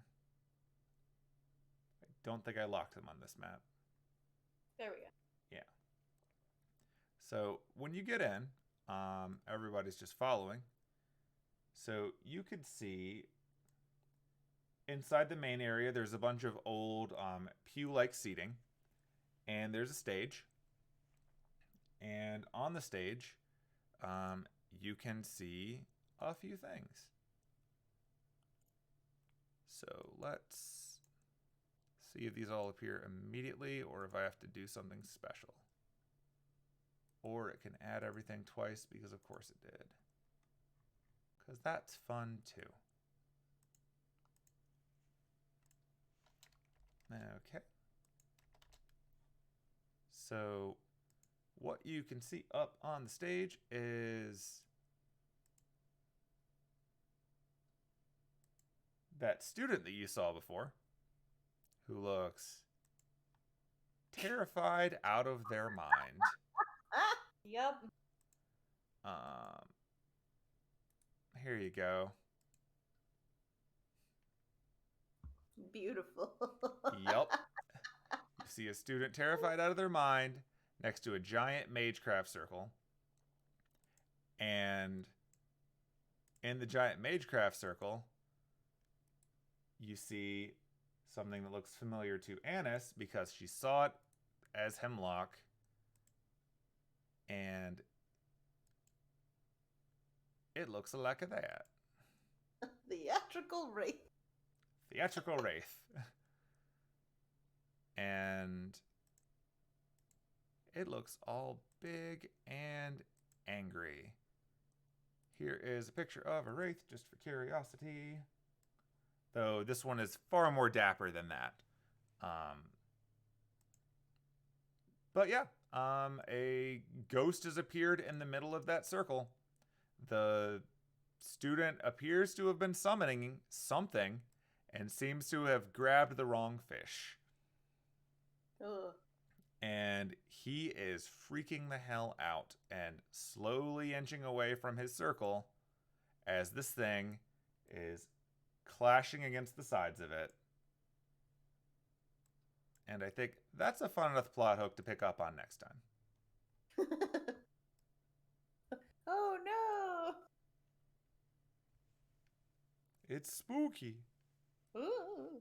But we just did a Christmas episode. It's true. I mean, it could be the ghost of Christmas past. You never know. I always liked how the Ghost of Christmas Present was just Santa Claus. Yeah. And the Ghost of Christmas Future was death. Really, the Ghost of Christmas Past was the only one they put real creative effort into. Good job, Dickens. Hooray. But yeah, so that'll be fun. That's a thing we can do next time. Woo! Hooray. Hemlock is all about the I don't like that ghost. I'm going to mess up that ghost. I'm going to do my job. Get it, Hemlock. I mean, Hemlock is effective against ghosts. Ugh. Cool. But yeah, you learned some stuff, and you got some stuff. Yay. Woohoo! And now you're in a different part of London. We did it. We explored some more. Yay. Yay! Cool. So I guess we'll pick up next week, I think is what the schedule had. Yeah. Yeah, we'll do that. What day? But yeah. I think think it's we also went- Monday. Think. We'll find out. But yeah, Yeah, we'll figure it out. it's all good. So, hooray. Fun times. Learning a little bit more about the mage world. And moving on. So, thank you, the internet, for hanging out with us. Yeah. Thanks. Good night, internet. Stay spooky.